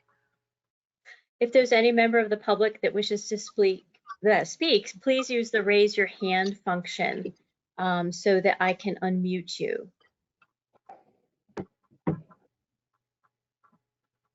Wendy, go ahead. Yeah. I don't see anyone's hand raised. Therefore, Mr. Chairman, you may close the public comment portion. Okay, thank you. I'll close the public comment portion. We did receive one letter, right? I think that came through today. That's correct, Mr. Chairman. An email was forwarded to that we received from an abutter who has at 8 Hanson who has some concerns, but staff has addressed the issues that were raised in his email that did not pertain to anything within the Historic Preservation Commission's purview. However, when we do receive communications, irrespective of what they may state, pertaining to a historic preservation case, we do forward them on to you regardless. Okay. Yeah, I noticed there was a lot more zoning related than historic. Okay. Correct. Thank you. So let's discuss thoughts. Anybody have anything? This is Robin or Vice Chair Kelly. So the property seems to retain its basic form and massing, and the side fenestration seems like it may be what it once was. Obviously, the front fenestration is all wonky, but it doesn't in any way seem irredeemable. It still reads as a historic house, in my opinion. Thank you. Yeah, I'd like to add to that it's just one of a number of houses in that street of very similar massing and architecture. So there's a consistency of landscape in that particular area. Okay. Thank you. Other opinions? Well, more so just as this is Adam Wiley, just kind of something more fun to point out, but it lacks obviously much the original detail, except I'm trying to figure out if these brackets are original, and that they are. You see them on other houses in the neighborhood, so they're either added at the same time, or I just find it interesting that there are potentially original brackets on each side of the eave, but other than that, it lacks detail. But I will just echo that there's obviously the form is consistent with many other structures in the area. So I just wanted to point out the brackets. Thank you.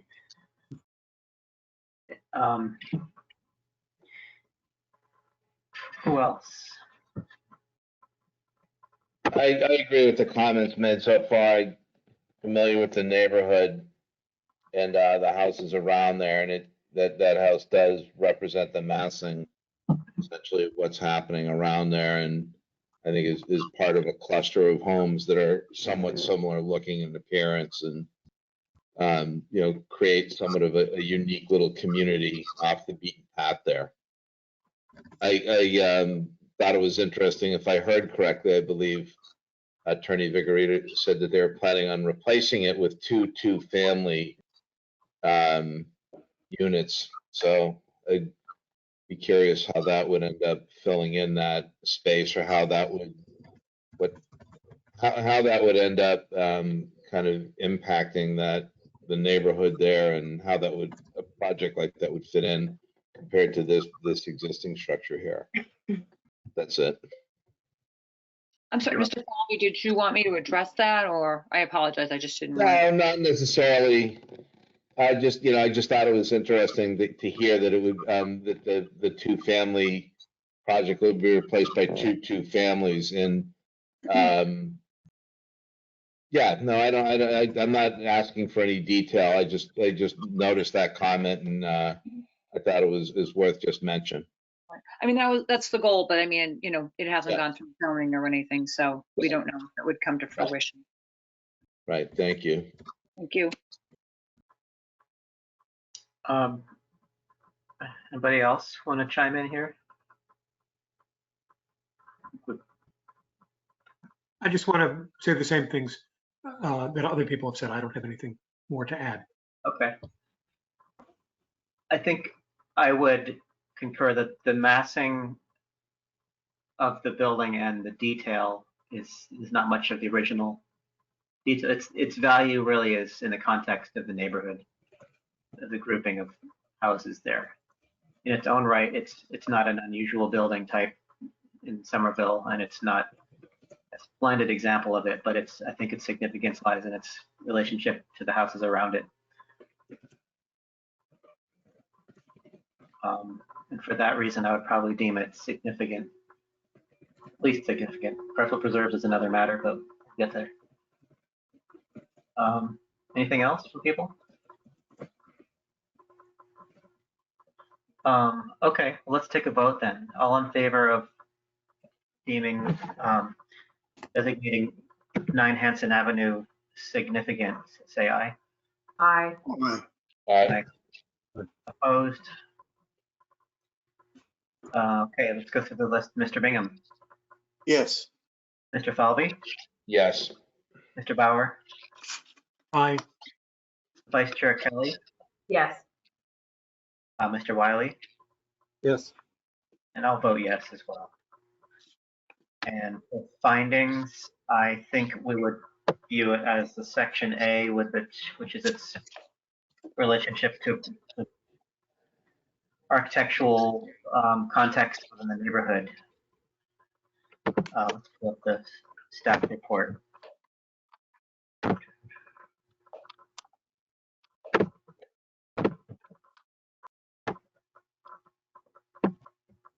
Mr. Chairman, did you also, in addition to the context, I believe I heard the commission discussing like the form and massing and the original brackets and things of that nature? Are those items that you wanted to include as well? Yeah, the massing, well, let's look at the lingo here. Associated with an broad architectural history of the city of Commonwealth of Massachusetts. So its relationship in this case is the context of the neighborhood. Because it's massing, and that's in the 2 brackets. I mean, that to me is it. I don't think the staff report revealed anyone important who lived there. Not that we're all not important. No singular individuals. Okay. Is that good? Anybody want to add anything to that, the findings? All right, well, all in favor of adopting those findings, say aye. Aye. Aye. Opposed? Okay, Mr. Bingham, Yes. Mr. Falvey, Yes. Mr. Bauer, Aye. Vice Chair Kelly, Yes. Mr. Wiley, Yes. I vote yes. So there we have it. Visit this next month to see if it's worthy of preferably preserved status. Mr. Chairman, once again, addressing the applicant, you have till noon tomorrow to submit the electronic and hard copies proposed plans and the $250 check to be scheduled for the November meeting for preferably preserved. If we do not have it by noon tomorrow, then you will be scheduled for the December meeting. There are no plans at this time, Wendy, but I do believe Brendan Booth did, I thought he indicated he had dropped off the check already. I hadn't received an email in my memory to that. I would also ask Sarah, do they need plans? There aren't any yet. So if they have plans for the replacement, they should be presented at that time. They don't have to be. Most people come in with an idea of what they want to do. So I think what would be helpful is a statement, and if you could get that in for, generally what your client is thinking about doing going forward. I think that would be helpful just to provide like a general context, and so that we have that on file. I guess my other question would be, when you said your client had dropped off a check already, did he mean that actually for advertising for historic significance? Because it's a second check that's needed to advertise for preferably preserved. Right. And we also need an electronic version of that check, so that if it's like, if the hard copy hasn't come up yet from downstairs from the mailroom, we have proof that at least it has been written out. But I don't think we've received an electronic copy of that either. Correct. I just went through the Historic Act email and we have not received any responses from Brendan. I mean, I'll double check because he had filed this on his own initially. So, I thought he said he'd received an email, but that could be the confusion sometimes. I do know he doesn't. I can get a general statement just because I don't think, because he's living in the house, he's not going to, start, he doesn't know if there would be a, demo waiting period and all of that. So I think that's why he was kind of cautious to wait, but I'll get you a statement and we'll double check with him about that.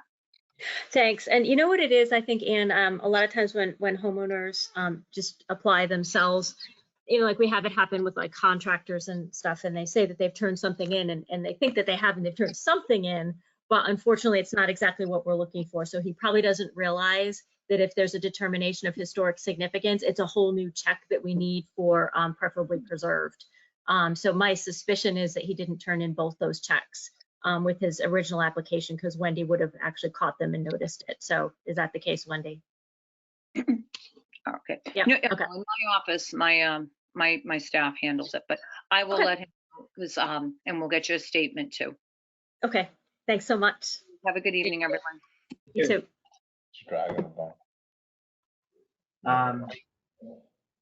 Okay, so that's it for 9 Hanson, right?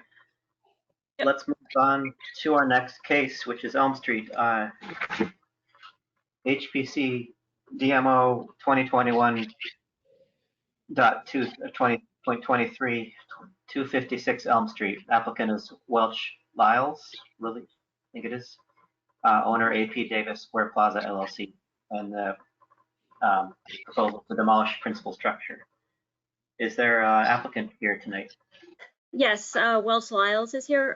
Welch, I'm going to unmute you on my end. And can you tell me, is there anybody else who's on your applicant team, Welch, that I should be unmuting? Hey, good evening, everyone. No, it's just me this evening. Okay, very good. Welcome. You want to tell us a bit about what you're up to there?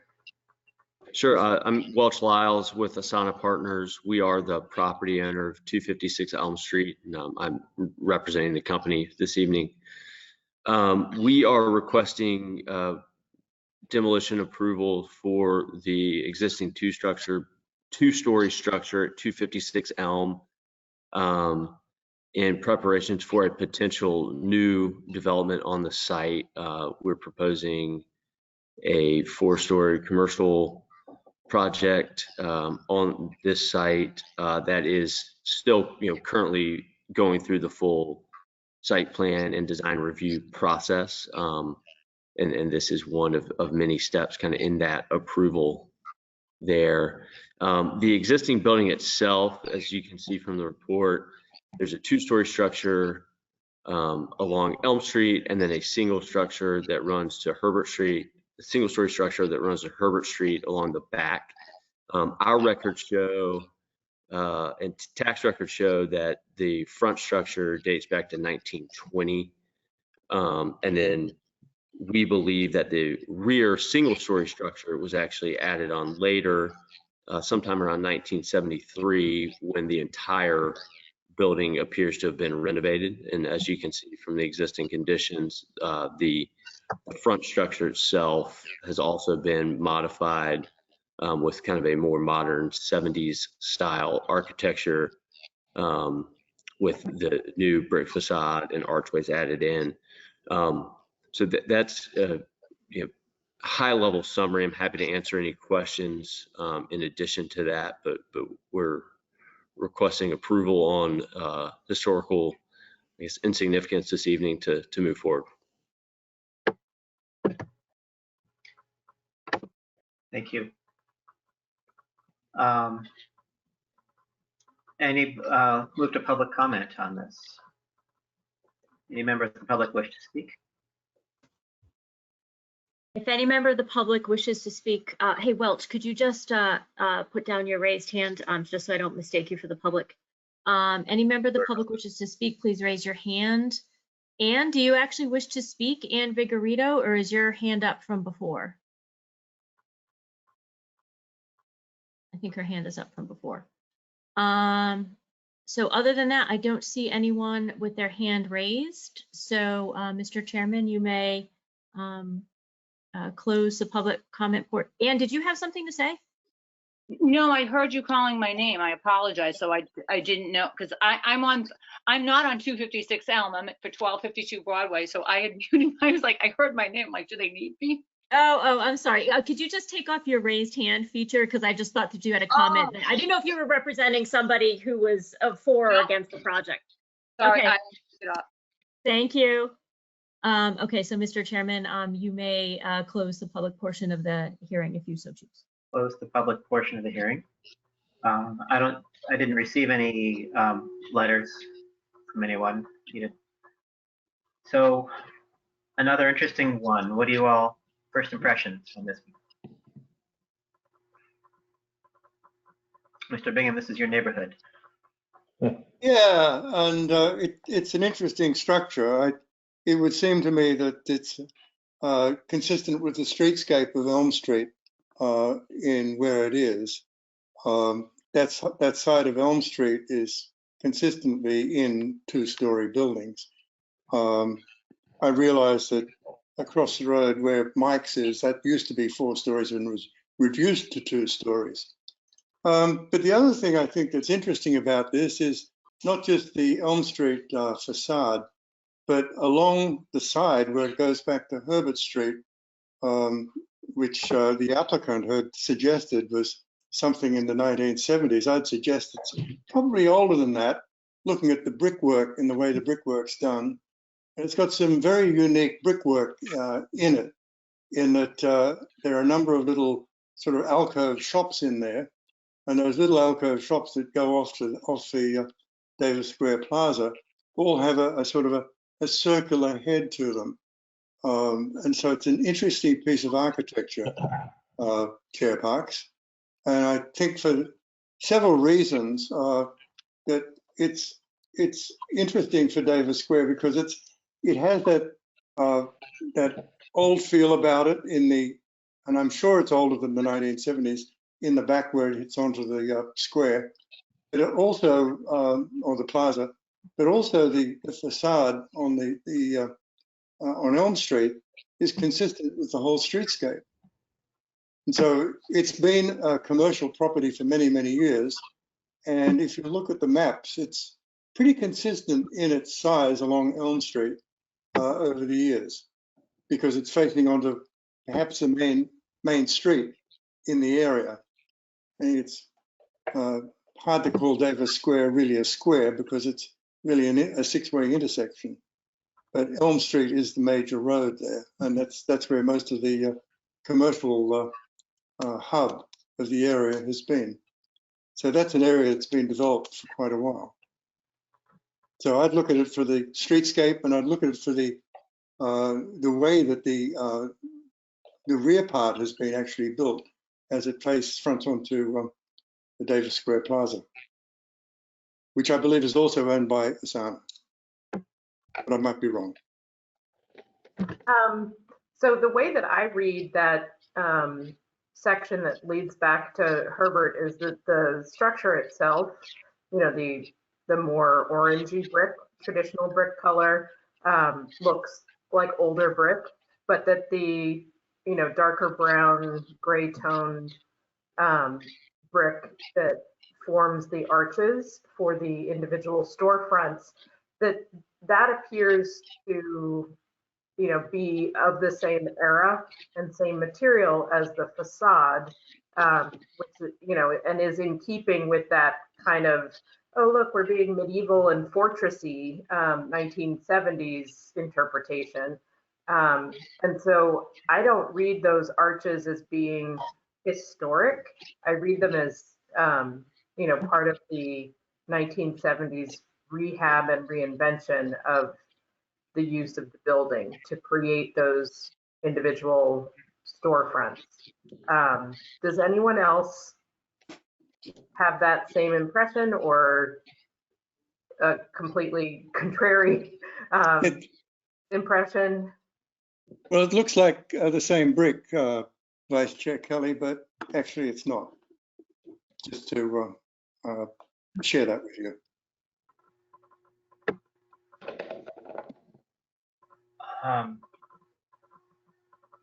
I'd always just assume that the place got an extreme makeover in the 70s with the side as well. It would be unprecedented to have a full arch on an industrial building like that in a row. I don't know. I sort of lump that in the new category. I agree that the brick, I can't tell. I had thought that the back was older than the 1970s, just based on the construction of it. To me, this is a building that retains its original form and very little else. Well, the materials, it's brick, so, but the street side is entirely new. Likely the height of the original elevation, though, just got a, what they lovingly call a facadomy. Those are my thoughts on the age there.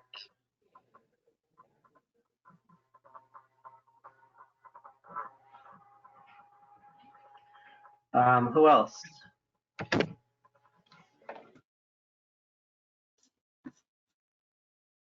Mr. Bauer, any thoughts?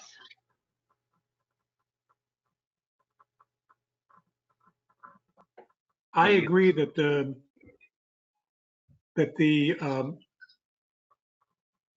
although a lot of the building has had new facades put on them, the basic building looks substantially older than that. I don't know that I could date it, but it certainly strikes me as being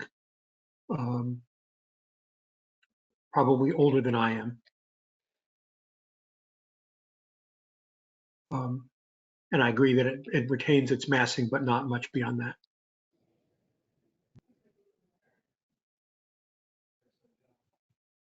How about you, Mr. Wiley there?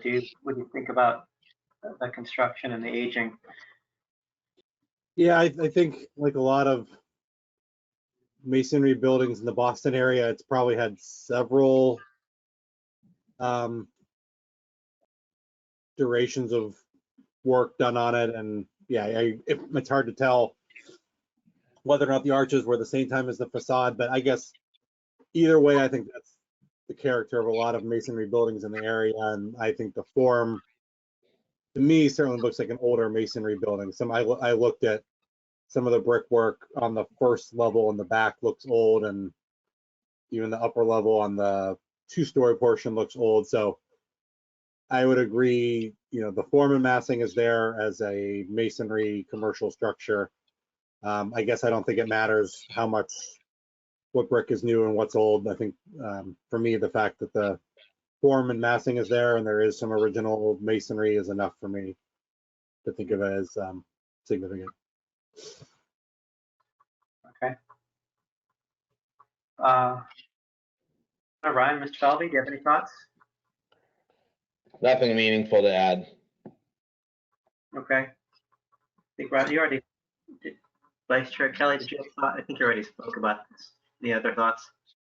Yeah, I did. And the way that I read this, because of the dramatic changes to the fenestration on the facade and what I read, like the arches that look very specifically to be storefronts. And I don't think it was a, circa 1900, Bow Market kind of setup. It looks like a 1970s, that those were new penetrations. Like the fenestration pattern just doesn't jive with anything. And so while the basic contours of the building, just the silhouette of it looks like it's probably what it originally was, and there's some original brick that we can see along the side, it's so dramatically altered to me that I just don't see enough there for me to deem it historically significant. Thank you. I can see it both. It's been so modified. The reason for significance would be basically its reflection of its past and its shape, and just that it is a brick building in Davis Square that was created back when Davis was a much more industrial, not industrial, but commercial, different sort of way space. It's hard for me to look at the street elevation and think significant when I see what was done to it. So it's sort of like I can see it both ways on this. It retains some brick and its overall shape. And then in relation to the streetscape, yes, all the buildings are brick buildings, or a lot of them are. I don't think that it sets a pattern of that exact kind of, there's not a huge rhythm going on with this particular massing.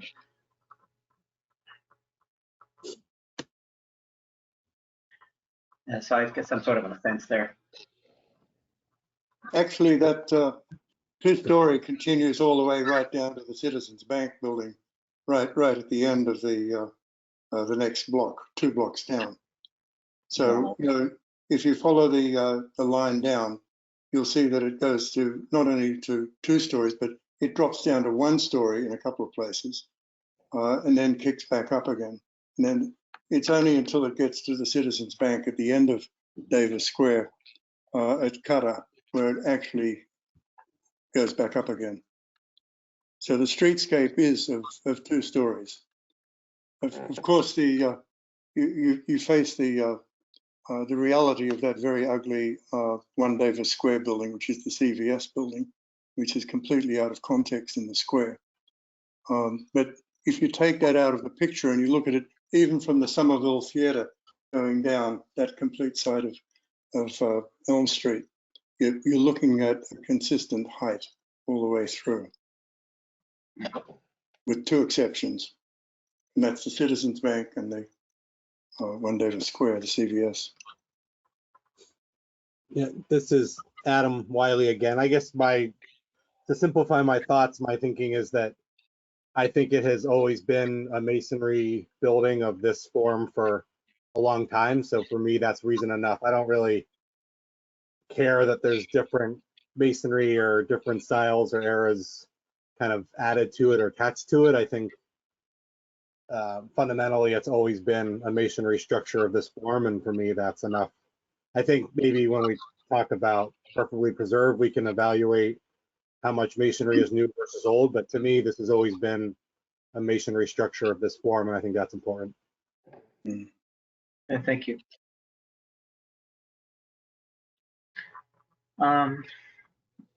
That's a good point. Significance is a little more fundamental than what's remaining of the building. I guess that's more of a perfectly preserved discussion of whether there's enough there to warrant keeping it. People ready to vote on this, or anybody else have anything else to add to it?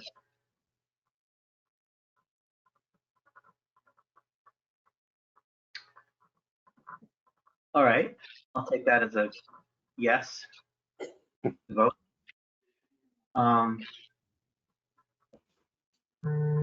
Yeah. So let's vote on 256 Elm Street. All in favor of declaring it, designating it significant, say aye.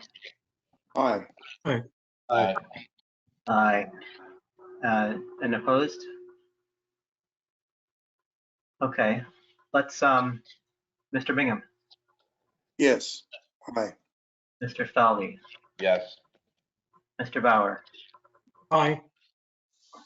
Vice Chair Kelly, Yes. Mr. Wiley, Yes. and I'll vote yes as well. The findings for this would be, I think, to do with its massing. So we would just say it retains its massing, the materialities there. Its overall form consistent with the streetscape on Elm Street, on that side of the street, reflecting its really commercial past. What else? Am I missing anything? I just want to add to that.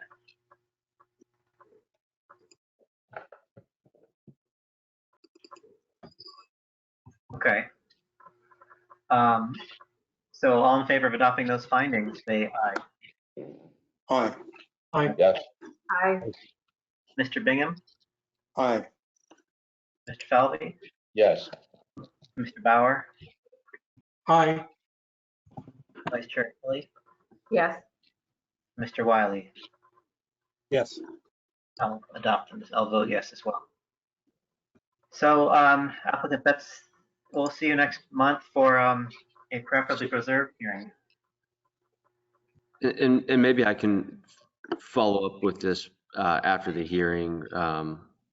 But just so I understand, so I guess the height of the building has been found to be historically significant. Is that It's what I the understand? the shape of it, the overall massing of it. Okay. And it's really at the next hearing. Have you been through this process before with us? No, forgive me. I'm sorry. I'm new to the process. Usually we used to, when there was someone else running the show, to be better about telling people what's going on. This is the first step, where we just decide whether the building itself is significant, and it's sort of a broad-reaching thing. If it's voted significant, as this has been done, the next hearing is a public hearing to discuss whether we call it preferably preserved status, which is really to look and see whether it warrants preservation or not. So it's a two-step thing. The fact that we voted this way, this hearing does not necessarily mean that it was voted preferably preserved the next hearing. At the next hearing, this is where we take into account more of the mitigating things about what, if you have plans, if those, how much of the significance is remaining, warrant preservation, or is it stuff like that. Fall down on you. So that's this first step is a little bit more broad brush, kind of like, is it significant or not? And the second one is it's more specific to the condition.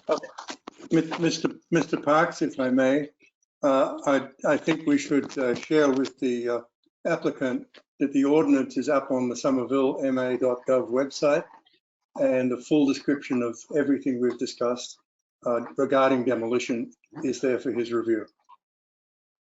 Yes, and we have reviewed that ordinance. I appreciate you clarifying that, and appreciate you clarifying the process. Thank you. We'll be prepared to discuss next month. Yeah, thank you. Thanks for your time. You too. All right, moving right along. Next case is HPC DMO 2021.24, 1252 Broadway. Applicant Annette Thomas. The owner is the 1252 Broadway Somerville LLC. And the proposal is demolish principal structure. Do we have an applicant here? Ms. Chekowitz, is it Ann Vigorito who's here for the applicant, or who is the applicant here? You're muted. Yes. Ann Vigorito is here for the applicant. Okay, Ann, I've unmuted you. You can unmute yourself.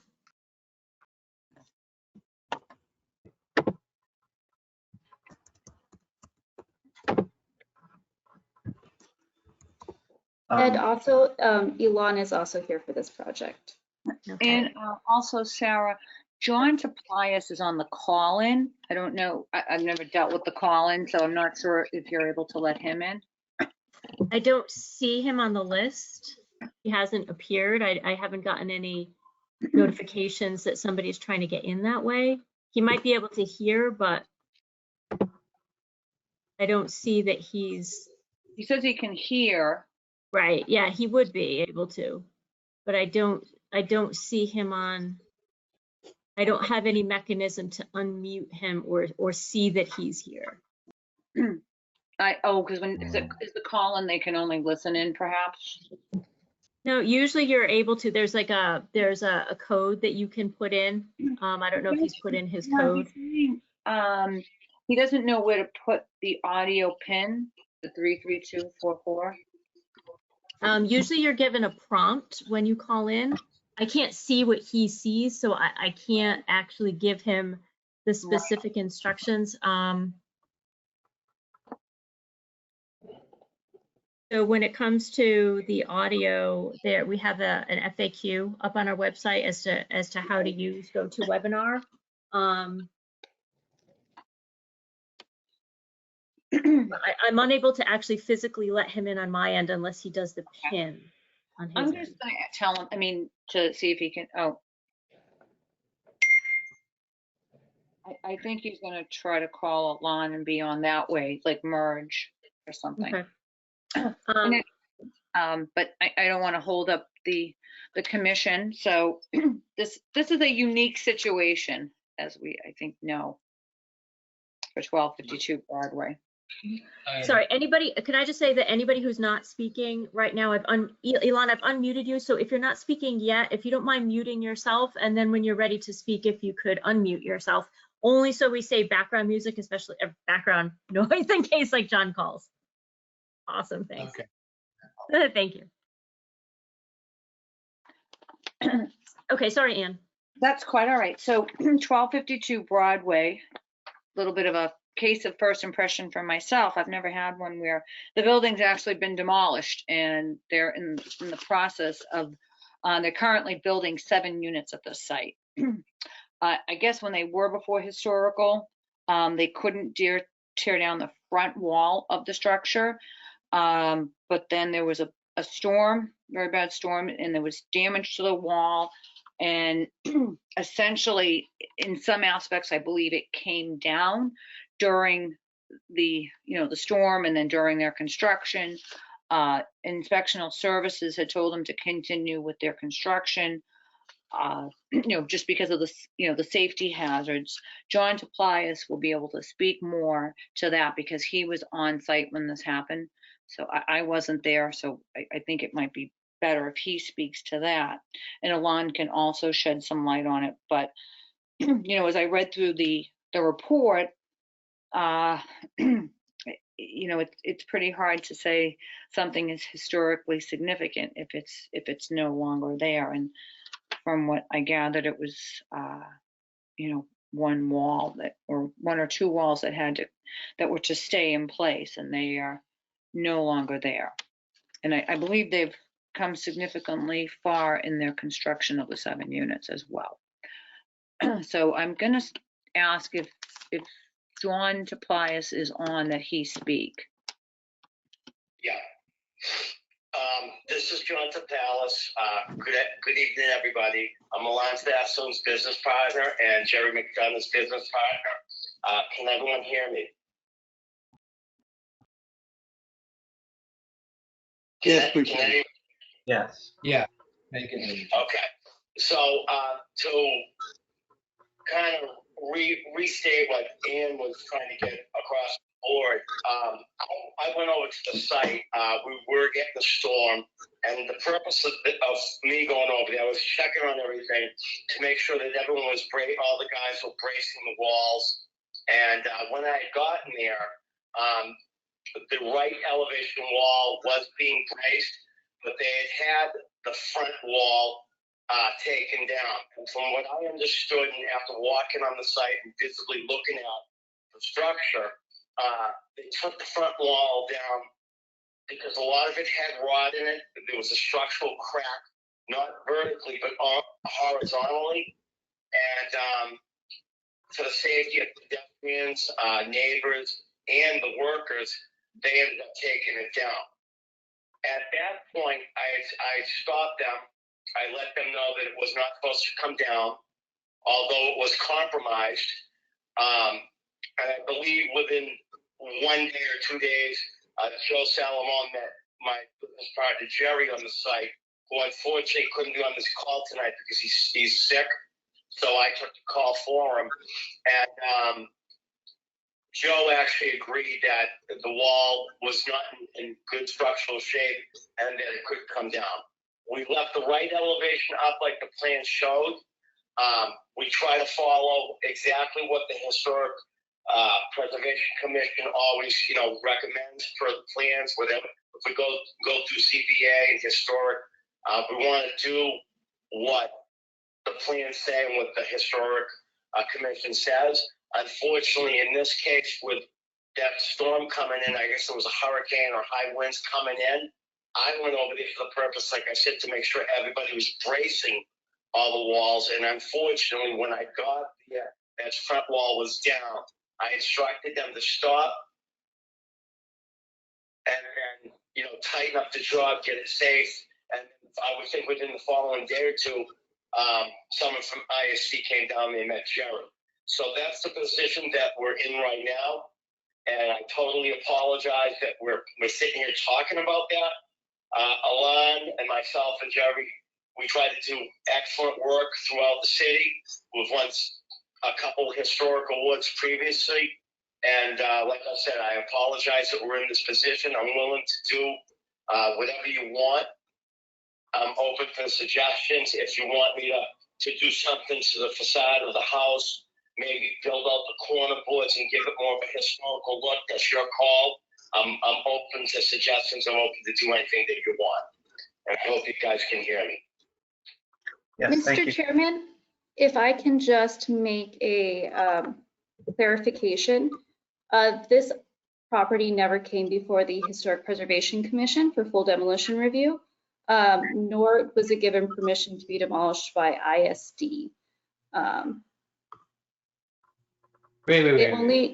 It only received permits from ZBA under the old code. So No, we have demolition approval. We have a demolition permit.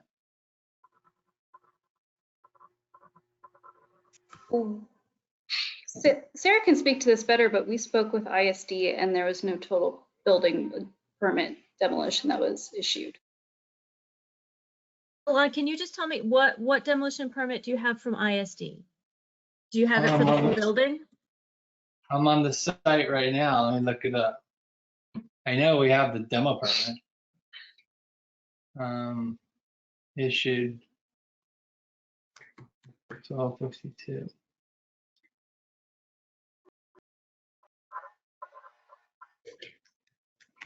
If I may, just ask a question here through the chair. For ISD to issue a demolition permit for any structure over 75 years of age, they have to have the acknowledgement by the Historic Preservation Commission that we have declared it to be ready for demolition, i.e. it's expired on the demolition delay period, or we declared it not significant, or we've come to a memorandum of agreement to allow the work of demolition to continue. So I was told that we bought this project and it was approved as a 5-unit building. And the previous owner, his name was Eric Silva, he said that he already got historic demolition approval. That was our understanding, that he already went through historic. Yeah, no, he didn't. He didn't. The only reason I'm in Citizen Serve now, so I want to check because I know things get confusing and all that stuff. So there's no demo permit here in Citizen Serve. So I do see a building permit for a gut reno. So that's the gut is definitely a type of demo. Well, I see 2 permits here. I see a complete gut reno building permit, and I see the exploratory demolition of all floors, walls, ceilings, plumbing, electric, HVAC, windows, doors, and roof. Right, so what the exploratory is not for, you can't take the walls of the building down. Exploratory demo is within the building itself. I think that Yeah. might be where the confusion is. Sarah. Yeah. Sarah, this is John Tapalis. Hey, Sarah, John. the right elevation wall remains active, and that's up. Partial rear elevation is up. We can reconstruct the front wall that was taken down and put it back to its original state. If that's good by you and the board. I mean, you guys are gonna let us know what you would like us to do. Okay, I think I kind of heard you. I'll have to leave that up to the board because only they can decide that. And then whatever they decide, I can help guide afterwards. But I just wanted to look at, so I feel badly because I feel badly about what you were told by the prior owner. But he did come in for ZBA approval and got special permits. But he had never come in front of historic, and the demo permits that you see, like I was saying, those are for like exploratory demo, means you can just basically see what's going on, but you can't take the building down or walls down or anything like that. And then the gut is to take out literally the guts of the building, sort of a procedure I'm used to on a personal basis, and take that out and then rebuild from there. But you don't, yeah, but you can't take the walls of the building down. Yeah. Well, even Rich said that that he had the demo, he got the demo approval and there was a demo delay like 3 or 4 years ago. That's part of the deal when we bought the building. He never came in front of the work 4 years ago. Eric Silva? But we're not ripping the whole building down. Some of the building's intact. And some of the existing walls are to remain, and we're adding on. So, with that being said, Sarah, where do we go from here?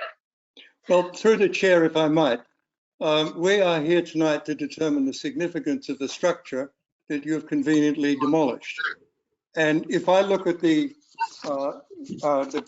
structure, I believe this is a structure that we would have found significant. And just to take it a step further, if I read the ordinance, there's an enforcement in the inspectional services that, and I quote you, that inspectional services is authorized to institute any and all actions and proceedings in law or in equity as they deem necessary and appropriate to obtain compliance with the requirements of the section, which may include but not limited to the complete reconstruction and restoration of the demolished building. And they can also levy a fine of up to $300 a day. And if that fine isn't paid, it would go as a lien against the property. So I'm looking at this thinking this is a very egregious demolition.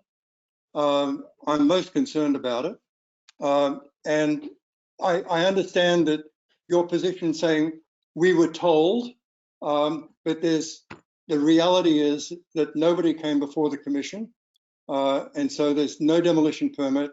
There's no authorization from the HPC to demolish it. So that puts you into a very difficult position. But we are here tonight as a point of order, Mr. Chairman, to actually look at the significance of the building that they have demolished and its significance to the city. Mr. Chairman, Attorney Vigorito, I apologize. I just wanted to give some clarity with Mr. Alonso soon. There was a statement made. I think he was referring to Attorney DiGirolamo from my office. The prior owner to this building, a gentleman named Eric Silva. I did not personally represent him. I don't recall if he was at the HPC. It would make logical sense just because he did get zoning relief. I see Sarah White shaking her head because she would remember. I believe she may have been the planner on this project, so that's why but you know, the part that's a little troublesome and confusing, and you know, is the inspectional services division allowed Mr. Sassoon to demolish the building? Because they were out there. I mean, now they're constructing 7 units. So that's where I think, you know, everyone, you know, may have just worked along here thinking that everything was, you know, the way it was supposed to be. Because usually ISD are the first ones out there to say, hey, there's a stop work order. You know, you haven't been to historical, because we always start, you know, you start demo delays start with, they usually start with ISD. I mean, they're made aware of it. So I don't think there's any, you know, Mr. Sassoon and Mr. Tobias, you know, they've done many other projects. I mean, they've never had any issues. So this is something that it just seems like a miscommunication. Truly. Yeah, let me interrupt just for a second, Ann, because in the past, when we apply for the permits, I usually get something from Hans saying, you need to go through historic Elon or something on the IST on the portal. This project hasn't been through historic. I didn't get anything, and all our permits went through, you know, for building and demolition. I think what Mr. Sassoon is trying to say, but, you know, he was issued a building permit. And once again, this is something that, you know, every developer in the city relies on. You know, when they apply for a building permit, especially in the past year or two, they are scrutinized, and, you know, it is looked at to see if, you know, historical has signed off. So, and I'm not pointing any fingers, maybe something happened, but, you know, Mr. Sassoon, you know, he plays by the rules of the game, to be perfectly blunt. I mean, he doesn't do things, you know, under the radar, or he's not one of these developers. I mean, there's other developers in the city, and I know Ms. White would probably, if I mentioned a few names, would probably shake her head and say, oh, yes, but Mr. Sassoon is not one of them. But this is something where it's a case of first impression, even for myself. I mean, you know, it was a safety issue. The developer had to make a call as far as what to do. And, you know, I think they relied on inspectional services for some direction as well. So I just would like to chime in, if it's okay. This is Adam Wiley, and address the safety issue part of it. I mean, trying to say this in the most respectful way possible, but I've been building things in the Boston area for 25 years, and if you properly need to save an elevation, regardless of what kind of storm is coming, if it's properly shored and planned for, if somebody did tell you to keep the front elevation, it shouldn't have been gotten to the point of a safety issue where you had to make the call to remove it. So I guess I don't buy that part of the story, to say the least. So as you were telling the story, I was thinking, oh, somebody must have granted approval for this project and they had to keep the front elevation. You know, if that were to be the case, it'd be your job as a builder to shore it and build it in such a way that that would not be compromised. So I just want to say that I don't think the safety factor is a good enough story in my mind for it to come down. But then to find out that there was never approval to take it down to begin with was a whole other story, in my opinion. But I don't want to use the safety as an excuse for why it came down. Say that as respectfully as possible. Thank you, Adam. Just to recap, so the two walls that you were keeping the front and the right side walls, that was your intention, and that was because of zoning things, right? That to maintain it under the old zoning, maybe, or whatever, to keep it something that wasn't conforming. That had nothing to do with trying to this would have been under the previous demo delay if it had come to us, right? Which had a threshold. What percentage at that point? I don't remember, 50% or something. It didn't. It was substantial demolition under the prior demolition review ordinance. But when like a full building or most of a building coming down, ISD flags it first to send it to us. So there was no flag. I think that's where the confusion came, Elon, with the demo permit being like, you know, the gut and the exploratory and things like that. I think I just looked through the files again because I thought, geez, am I dotage as I get older. Am I forgetting something? Like, did it come through? And it hasn't. There isn't a file for demolition. So the previous owner didn't come in for it. And I will agree that everything that John and Elon have done, whenever I've worked with them, it's always been a question of what do you need us to do, and we'll do it. And so that is absolutely correct. And yes, they've always done a good job, and it's always been really good to work with. I think that we have an unusual situation here where maybe, is there a third party contractor involved? Somebody other than who you guys usually work with or anything like that? No, it's our usual guys. It's Huh. cool. And Mr. Chairman, the wall in the front, it was a 20-foot wide wall.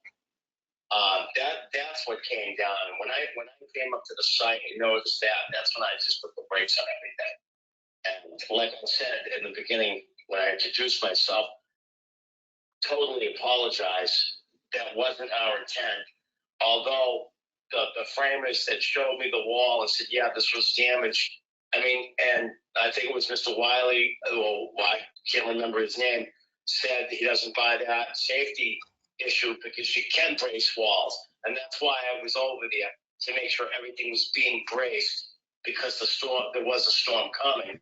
But now that we're in this predicament, I mean, I can reconstruct that 20-foot wall right back to its original state. Use, the materials of I could bring in material samples to Sarah White and have everybody, have the board look at them. And you guys tell me, yes, utilize this, utilize that type of wood. I don't want composite here. I want wood. I want old historic material, and we will rebuild that to its original state.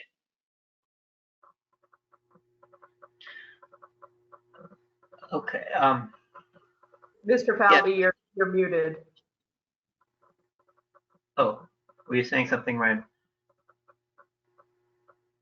You're still muted.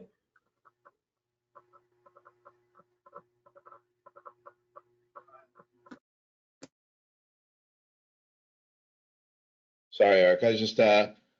I'm just not specifically clear on what our charter is right now, what we're trying to accomplish with this particular issue. No doubt it is a complicated thing, and there's a history to it. I'm just wondering what specifically we're supposed to be doing right now with this information, and how we got here. I'm not sure. It seems though we keep rehashing that. I'm not sure we're going to be able to resolve that, but just for clarity about the purpose of the commission right now, what we need to achieve this evening with this information we have and what's in front of us. If anyone knows, I know this is a unique situation. I'm just curious about the specifics of it. Well, I guess it's two things. One is was this project in violation of the demo delay ordinance at the time when it was permitted, leaving the two walls that were there? So A is that scope in violation, and B, if that was the case, then we lost one of the two walls, and what happens? If it wasn't, then we have a deeper issues like this project shouldn't have started at all, in this level. And I don't know, Alan has got more experience with the demo delay because you've worked on the new one, and then this is the old one. Well, in the old context, was there another thought we were trying to fix with the new one? What was the general limit of how much you could demolish before we'd get told? There wasn't. It was substantial demolition. There was no percentage. Okay.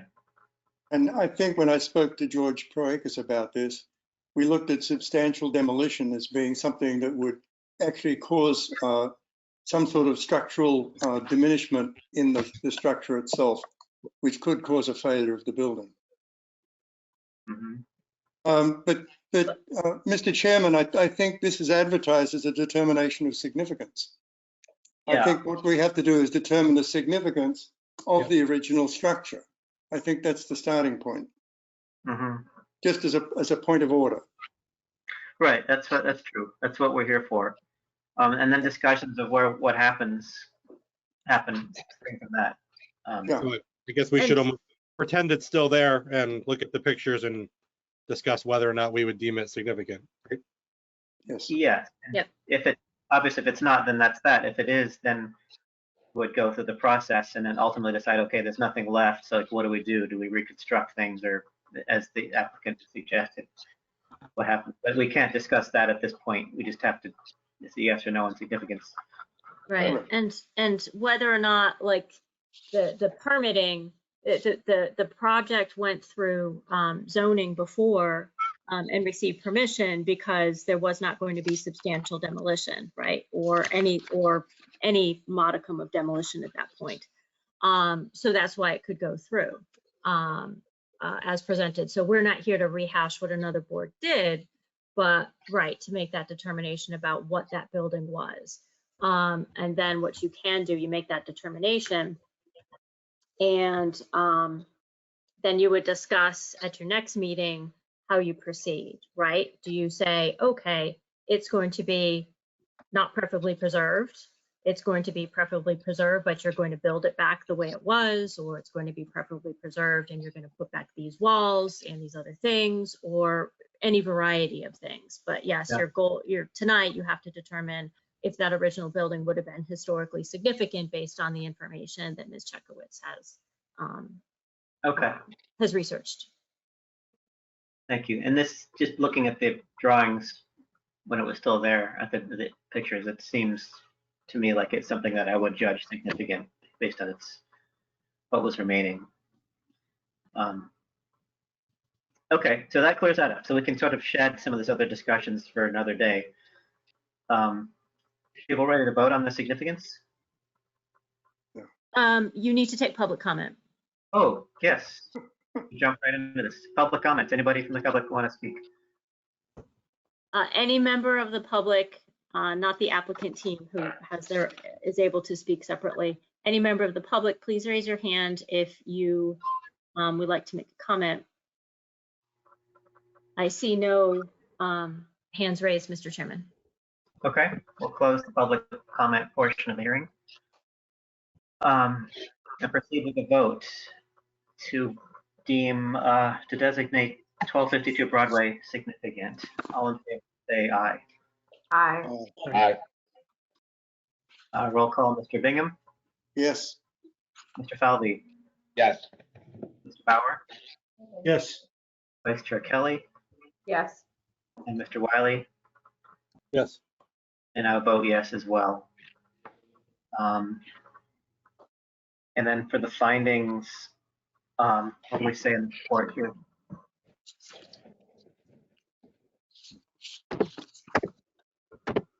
Well, I actually had a chance to look at this building when it was still intact, because I drive past there frequently, and I was amazed at the sign that actually said development opportunity, because I thought that was a little bit wistful on the part of the realtor. As Vice Chair Kelly would probably agree, to advertise something that way. So I had a look at it because I thought, well, perhaps it is a building that has real problems. And when I looked at it, it seemed to me to be pretty well intact. The fenestration was intact. It seemed sound. The massing was good. It seemed to be in quite good condition. So I was a little bit confused about it. So I saw this as being a complete building. It's representative with good fenestration, some modifications. I didn't like the bay window at the front because I thought that was wrong, but I did like the entranceway, and I did like it down the sides, even though the brackets had been removed from the eaves. So I think it was sound. Okay. Yeah, the showpiece is back up the portico over the front door.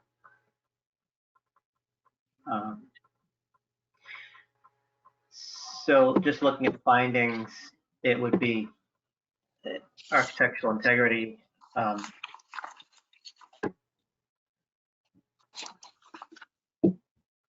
historical association, Importantly associated with one or more historical persons or events, or with the broad architectural, cultural, political, economic, or social history of the city of Commonwealth of Massachusetts. And I think we're looking at the architectural, the fact that it's sort of Yes.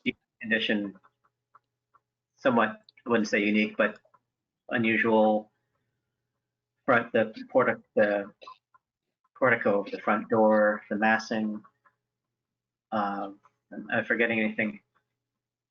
Well, the front doors themselves, I think were good, and I liked the way the windows were framed in. I thought the windows looked particularly interesting. As you can see, they've got little sort of eyelids above them. I'm not sure what you'd call that. I'm not an architect. I thought that was quite unusual. I should know the name of that.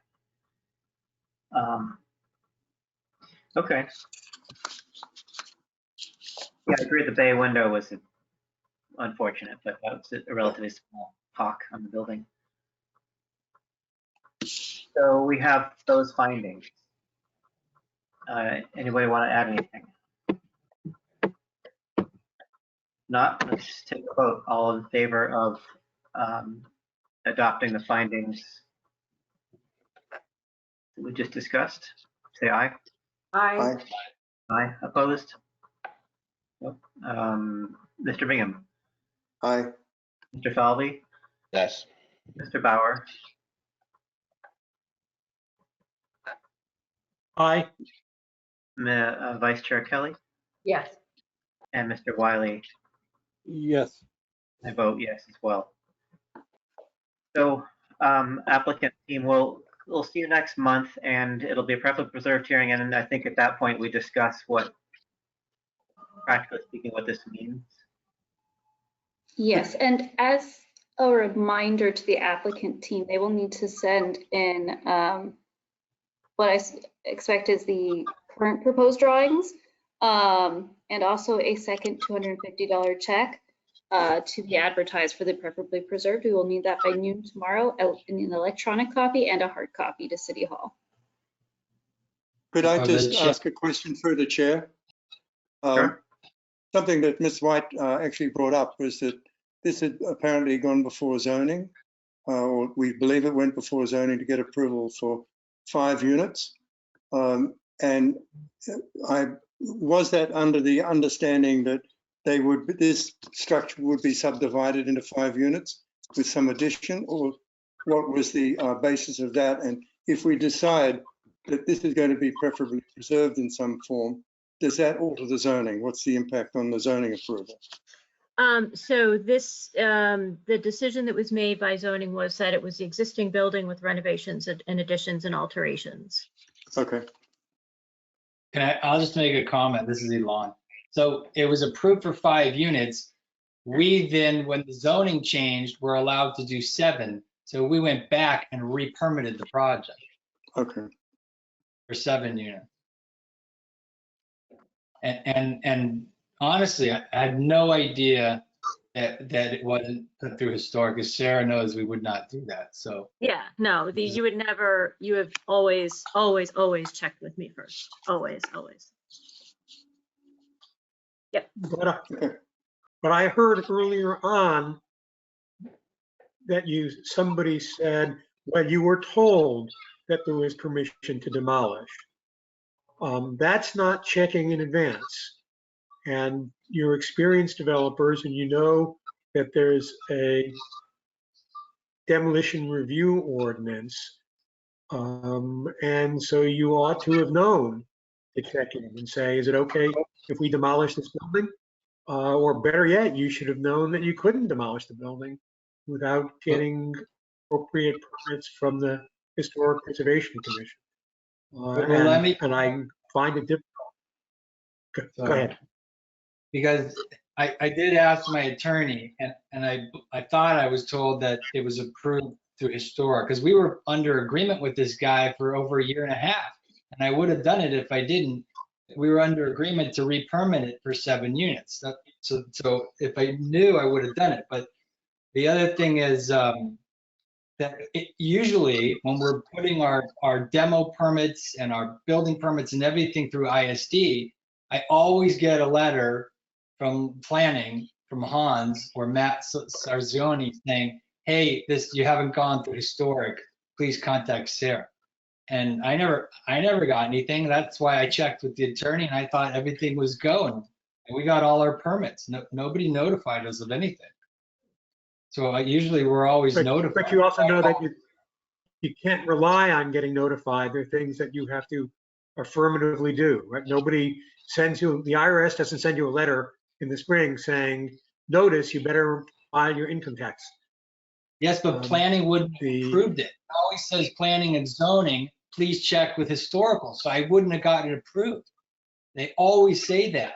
So for some reason, the project got approved and it didn't say, please go to historic. And that always shows up.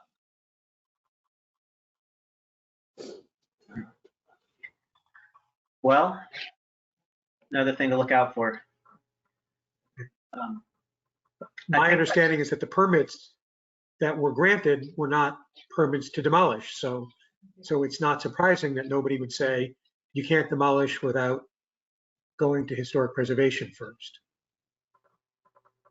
You got a point there. That might have been an oversight.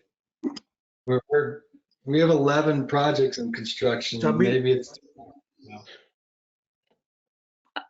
And just for clarity, Mr. Chair, through the chair, for clarity, Attorney DiGirolamo has never indicated to me that he said anything about historical generally, but generally the clients, I mean, the developers, contractors, they rely on, as Mr. Sassoon said, from Hans or Massasioni, because you can't pass go to get your building permit if you're missing anything. So this is very confusing to me as to how we're even here, to be honest, but I just wanted to give that clarity. Because when you look at the plans too, it's not plans of just renovating an existing building. There's additions and there's a lot going on in the plans. So I would have thought somebody would have flagged something. Well, at this point here we are. So I think it's Eric. We'll see you next month. We can. So we suggest that during that month that you spend some time talking with commission staff about what might be some possible options about how to proceed, so that when we look at it next month, there will already been some thought given to that question. Okay, and so by tomorrow we need to turn in the $250 check and the plans again, or we already turned in the plan? I don't believe the plans have been turned in, right, Wendy? Correct. So yes, we will need both that in electronic and hard copy by noon tomorrow. The plans also? Yeah. Yes. Yeah. Oh, okay. And then you can feel free to email Wendy and I, and we'll set up some time to just talk between now and the next meeting. All right. Thank you, sir. Okay, sure. All right. Thank you all. All right. Yep. Okay. Moving on, we still have cases ahead of us here. HBC DMO 2021.25, 2 Quincy Street. The applicant is Mystic Realty Trust. The owner is Joseph S. and Sheila B. Savini. And it's an application to demolish the local structures. Do we have an applicant here? Yes. Sarah, that would be Anne again.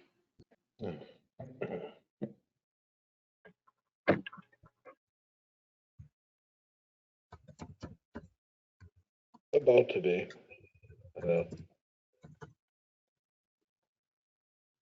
Anybody? Good evening, once again. Ann Vigorito again.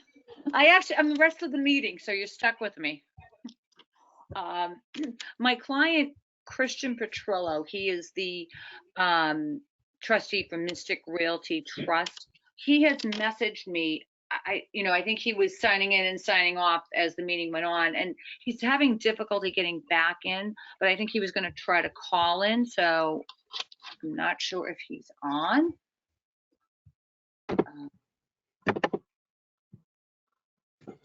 What is his name again, Ann? Christian Petrillo. It could be it would probably come up as Christian Petrollo or Intrepid Capital.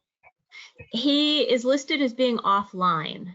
Ah, oh, maybe he lost service, but he said he was going to call in. Yeah, I don't see him for calling in anywhere.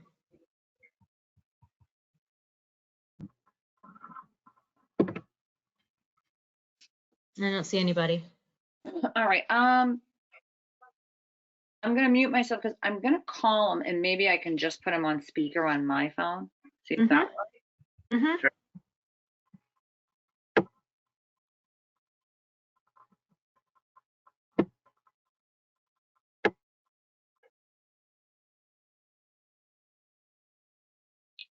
I'm sorry, it went to his voicemail. Maybe he's having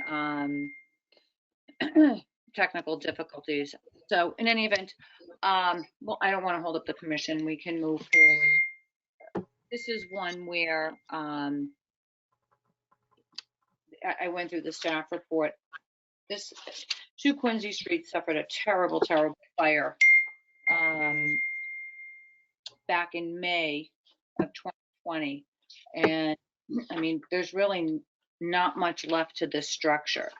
I know, and prior to the fire, the condition, I guess there was a dormer on the left elevation, a rear 2-story porch on the left side towards the rear, and there was modernized replacement doors and windows.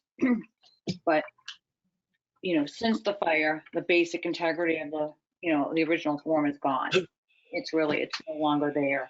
The damage that occurred to the structure, you know, you can't really see.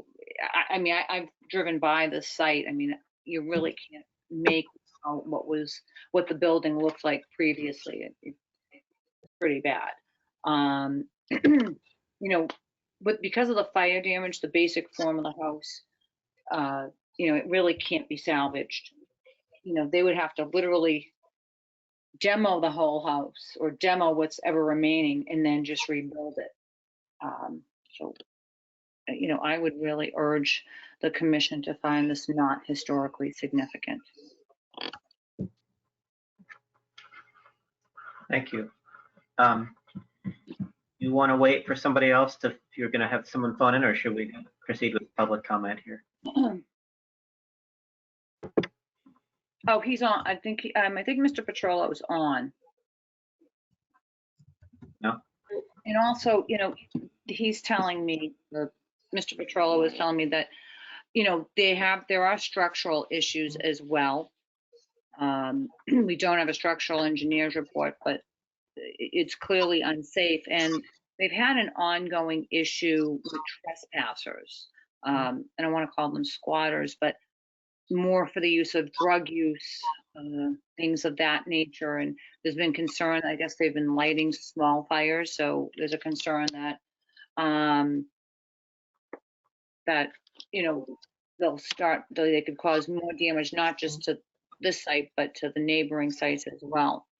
So there's an overriding life and safety issue as well here. I don't see where the historical significance is here. But I do believe Mr. Petrollo is I believe he's on the, I think he's on the call-in, Sarah. Yeah, he's not showing up anywhere. Like, he might be able to hear us, but I can't, he doesn't appear at all on the audio.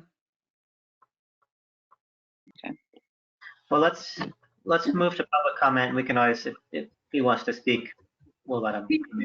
He's actually messaging me saying he can hear. So I'll have him here, and anything he wants to add, he can, you know, we can do it through me. And I know you like to, you know, start public commenting, so I will mute myself. Okay. Anyone from the public want to speak? Do we have anybody with a raised hand? Anybody from the public who does wish to speak, please do raise your hand. And there are none. And you may close the public comment portion. You will close the public comment portion of the hearing. I have a question though. Was this under construction when the fire occurred? Is that why it's completely stripped of siding? I apologize. No, it wasn't under construction.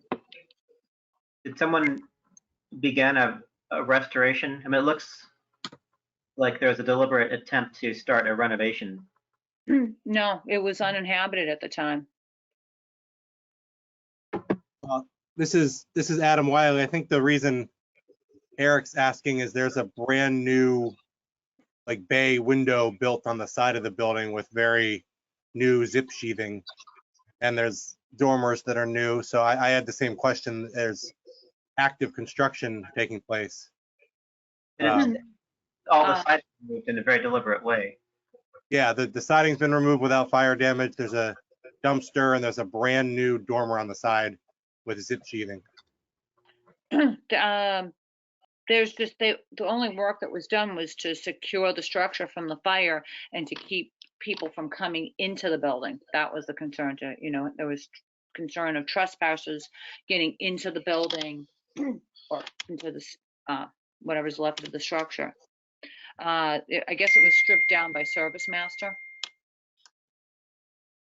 So maybe I think Mr. Wiley had said that the siding had come down. So that's what Mr. Petrello was messaging me, telling me that, it was stripped down by Service Master after the fire.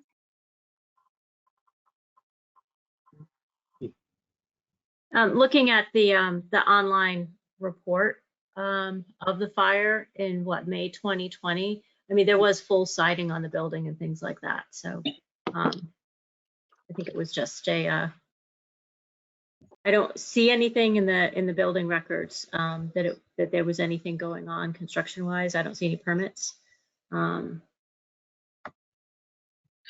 Yes, I guess at the time Service Master had gutted what remained, and this is before my client was involved. It's odd because I've driven past that every time I come home from work, and I've always assumed that it was a construction project that just stopped midstream because of the pandemic or something. No, not at all. They replaced some of the sheeting, but that was just to secure the structure. I can confirm that looking at the images from when it caught on fire, it was not in this state. It had all its siding on it, all its windows on it, etc. So it didn't have like the particle board and things like that you see now. Right. At this juncture, the owner's just waiting on the next step. So they just want to keep it secure. We're into mid-October, almost late October, winter will be coming. So there is a concern there as well. Okay.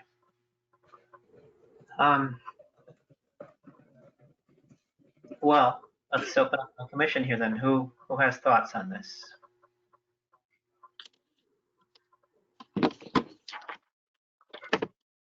Well, I've driven past it and had a look at it, and quite frankly, it's in a pretty hopeless state. Even though the massing is there, I think it's suffered from being in this condition for over a year. I don't know whether it's worth saving at this point in time, Mr. Parks. Yeah, I hear you. Anybody else?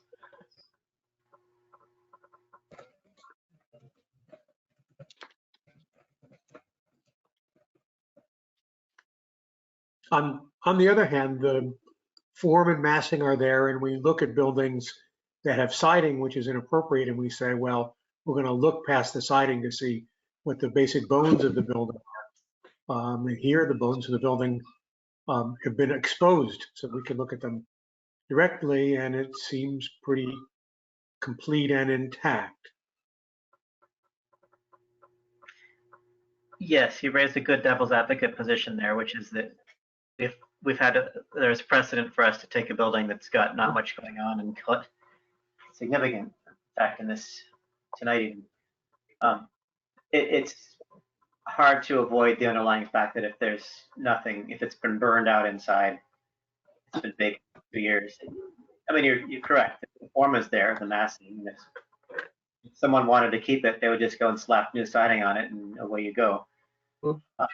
In that this, apparently, I haven't been inside of it, but if there's nothing left inside, it sounds sort of like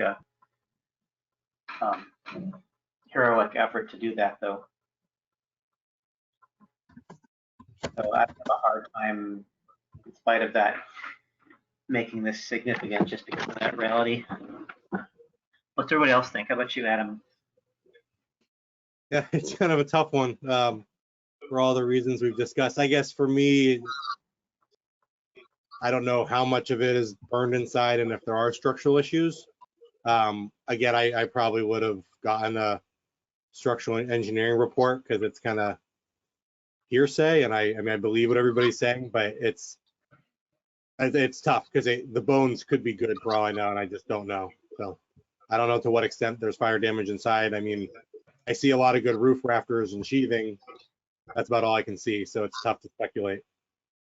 But right now, I mean, we don't ever concern ourselves with what's going on inside. It's only what's visible from the public way. And right now, we're just trying to determine whether it's historically significant, you know, whether it's preferably preserved in its current state will be a separate question. But in terms of its historical significance, you know, unfortunately, we don't have any of the details, you know, or original decoration or anything like that, but it's very clearly an old house that fits very well with the surrounding properties. You know, there are multiple front gable houses, you know, similar proportions on the street, and it seems in my mind that it is historically significant. Whether, you know, I don't know that necessarily is something to be preserved, but in terms of just its significance, I think it is because of it retains its original form and massing and contributes to the streetscape.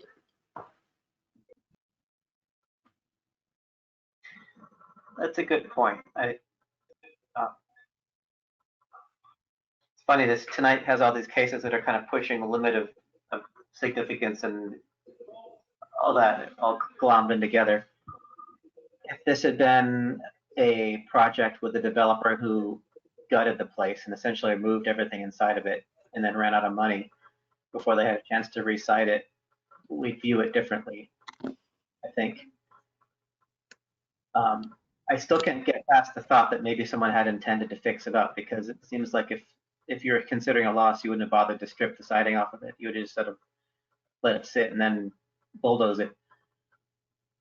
But that's just conjecture. Who else? Any thoughts?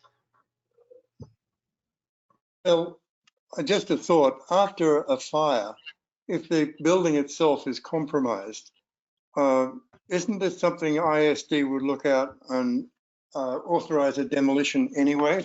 Because ISD have the right to do that if the building is severely compromised. If it's a threat to public safety, then ISD can do something like that. They also then inform staff before that happens, but they have not ordered its demolition. Okay, so from that we could assume that the integrity is such that it's not a threat to public safety. Otherwise, ISD would have acted. ISD would have ordered it to be demolished, yes, or the fire department after the fire. I mean, so just thinking about, you know, as you deliberate what you can do is I'd like to go back to what Vice Chair Kelly said, which is, you know, you look at what had been there and whether or not it's historically significant for, you know, a variety of reasons, right? Architecture, form, historic form, massing, et cetera, whatever Ms. Chekowitz has found in her research, that type of thing. So just because you determine something to be historically significant does not mean that you will necessarily determine it to be preferably preserved. And it's perfectly acceptable to do that. It's perfectly acceptable to determine something to be historically significant based on all of those things discussed. And then at the next meeting, you might say that, well, because of whatever reasons that you come up with, perhaps it's not preferably preserved. And that's perfectly acceptable. But it's also acceptable to draw the line in the sand that you say, look, what had been there was, or what is there, what this was, was historically significant, and that's acceptable. You just don't have to follow through and give it preferably preserved the next time and impose an 18-month demo delay. Right. So that is possible for you to do. Thank you. Mhm.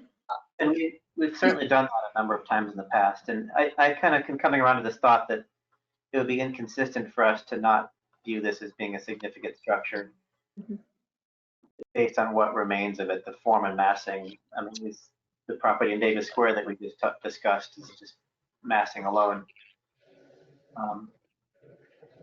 So yeah, I concur. Who else has thoughts on this? I can get behind Vice Chair Kelly's position. I think it makes sense, and I would be willing to declare it significant for the reasons she's laid out and move on with the vote. Thank you. Mr. Chairman, I do have Mr. Petrello on my phone and I have him on speaker. So he would like to address the commission. Oh, sure. Thank you. Mr. Petrello, could you please address the commission? Yes, thank you. I appreciate your time this evening, especially on a late night with the Red Sox playing. Thank you for being here. Yeah, our concern really revolves, just on the input of the neighbors and, really from a life and safety issue. We came a little later into the process, but from our understanding, the fire was pretty significant. That there's really nothing remaining on the inside. It's the shell of what you see. And, the greater concerns are, with the coming weather, winter, ice and snow, there are structural issues. And again, the life and safety issues presenting to the neighborhood and, abutting homes of, people have been getting in and out of there no matter how much you try to secure the building. It does appear like they're, for drug use and whatnot. And, there's, small, what looks like, some small, campfire activity or something, as hard as it would be to believe in that. But, those are the concerns of the abutters. And also, the concerns of the structural issues and with the weight of the snow and everything coming and the ice, how much it can stand to bear. From a construction standpoint, there's really not much salvageable there. The building is going to need to come down at some point, but, again, sooner rather than later, just, for the life and safety issues that it presents and the liability as to it as well. So, I mean, I don't think we want to, let it go even any further, beyond what it already has, again, for the, just those issues, the life and safety and the concerns of the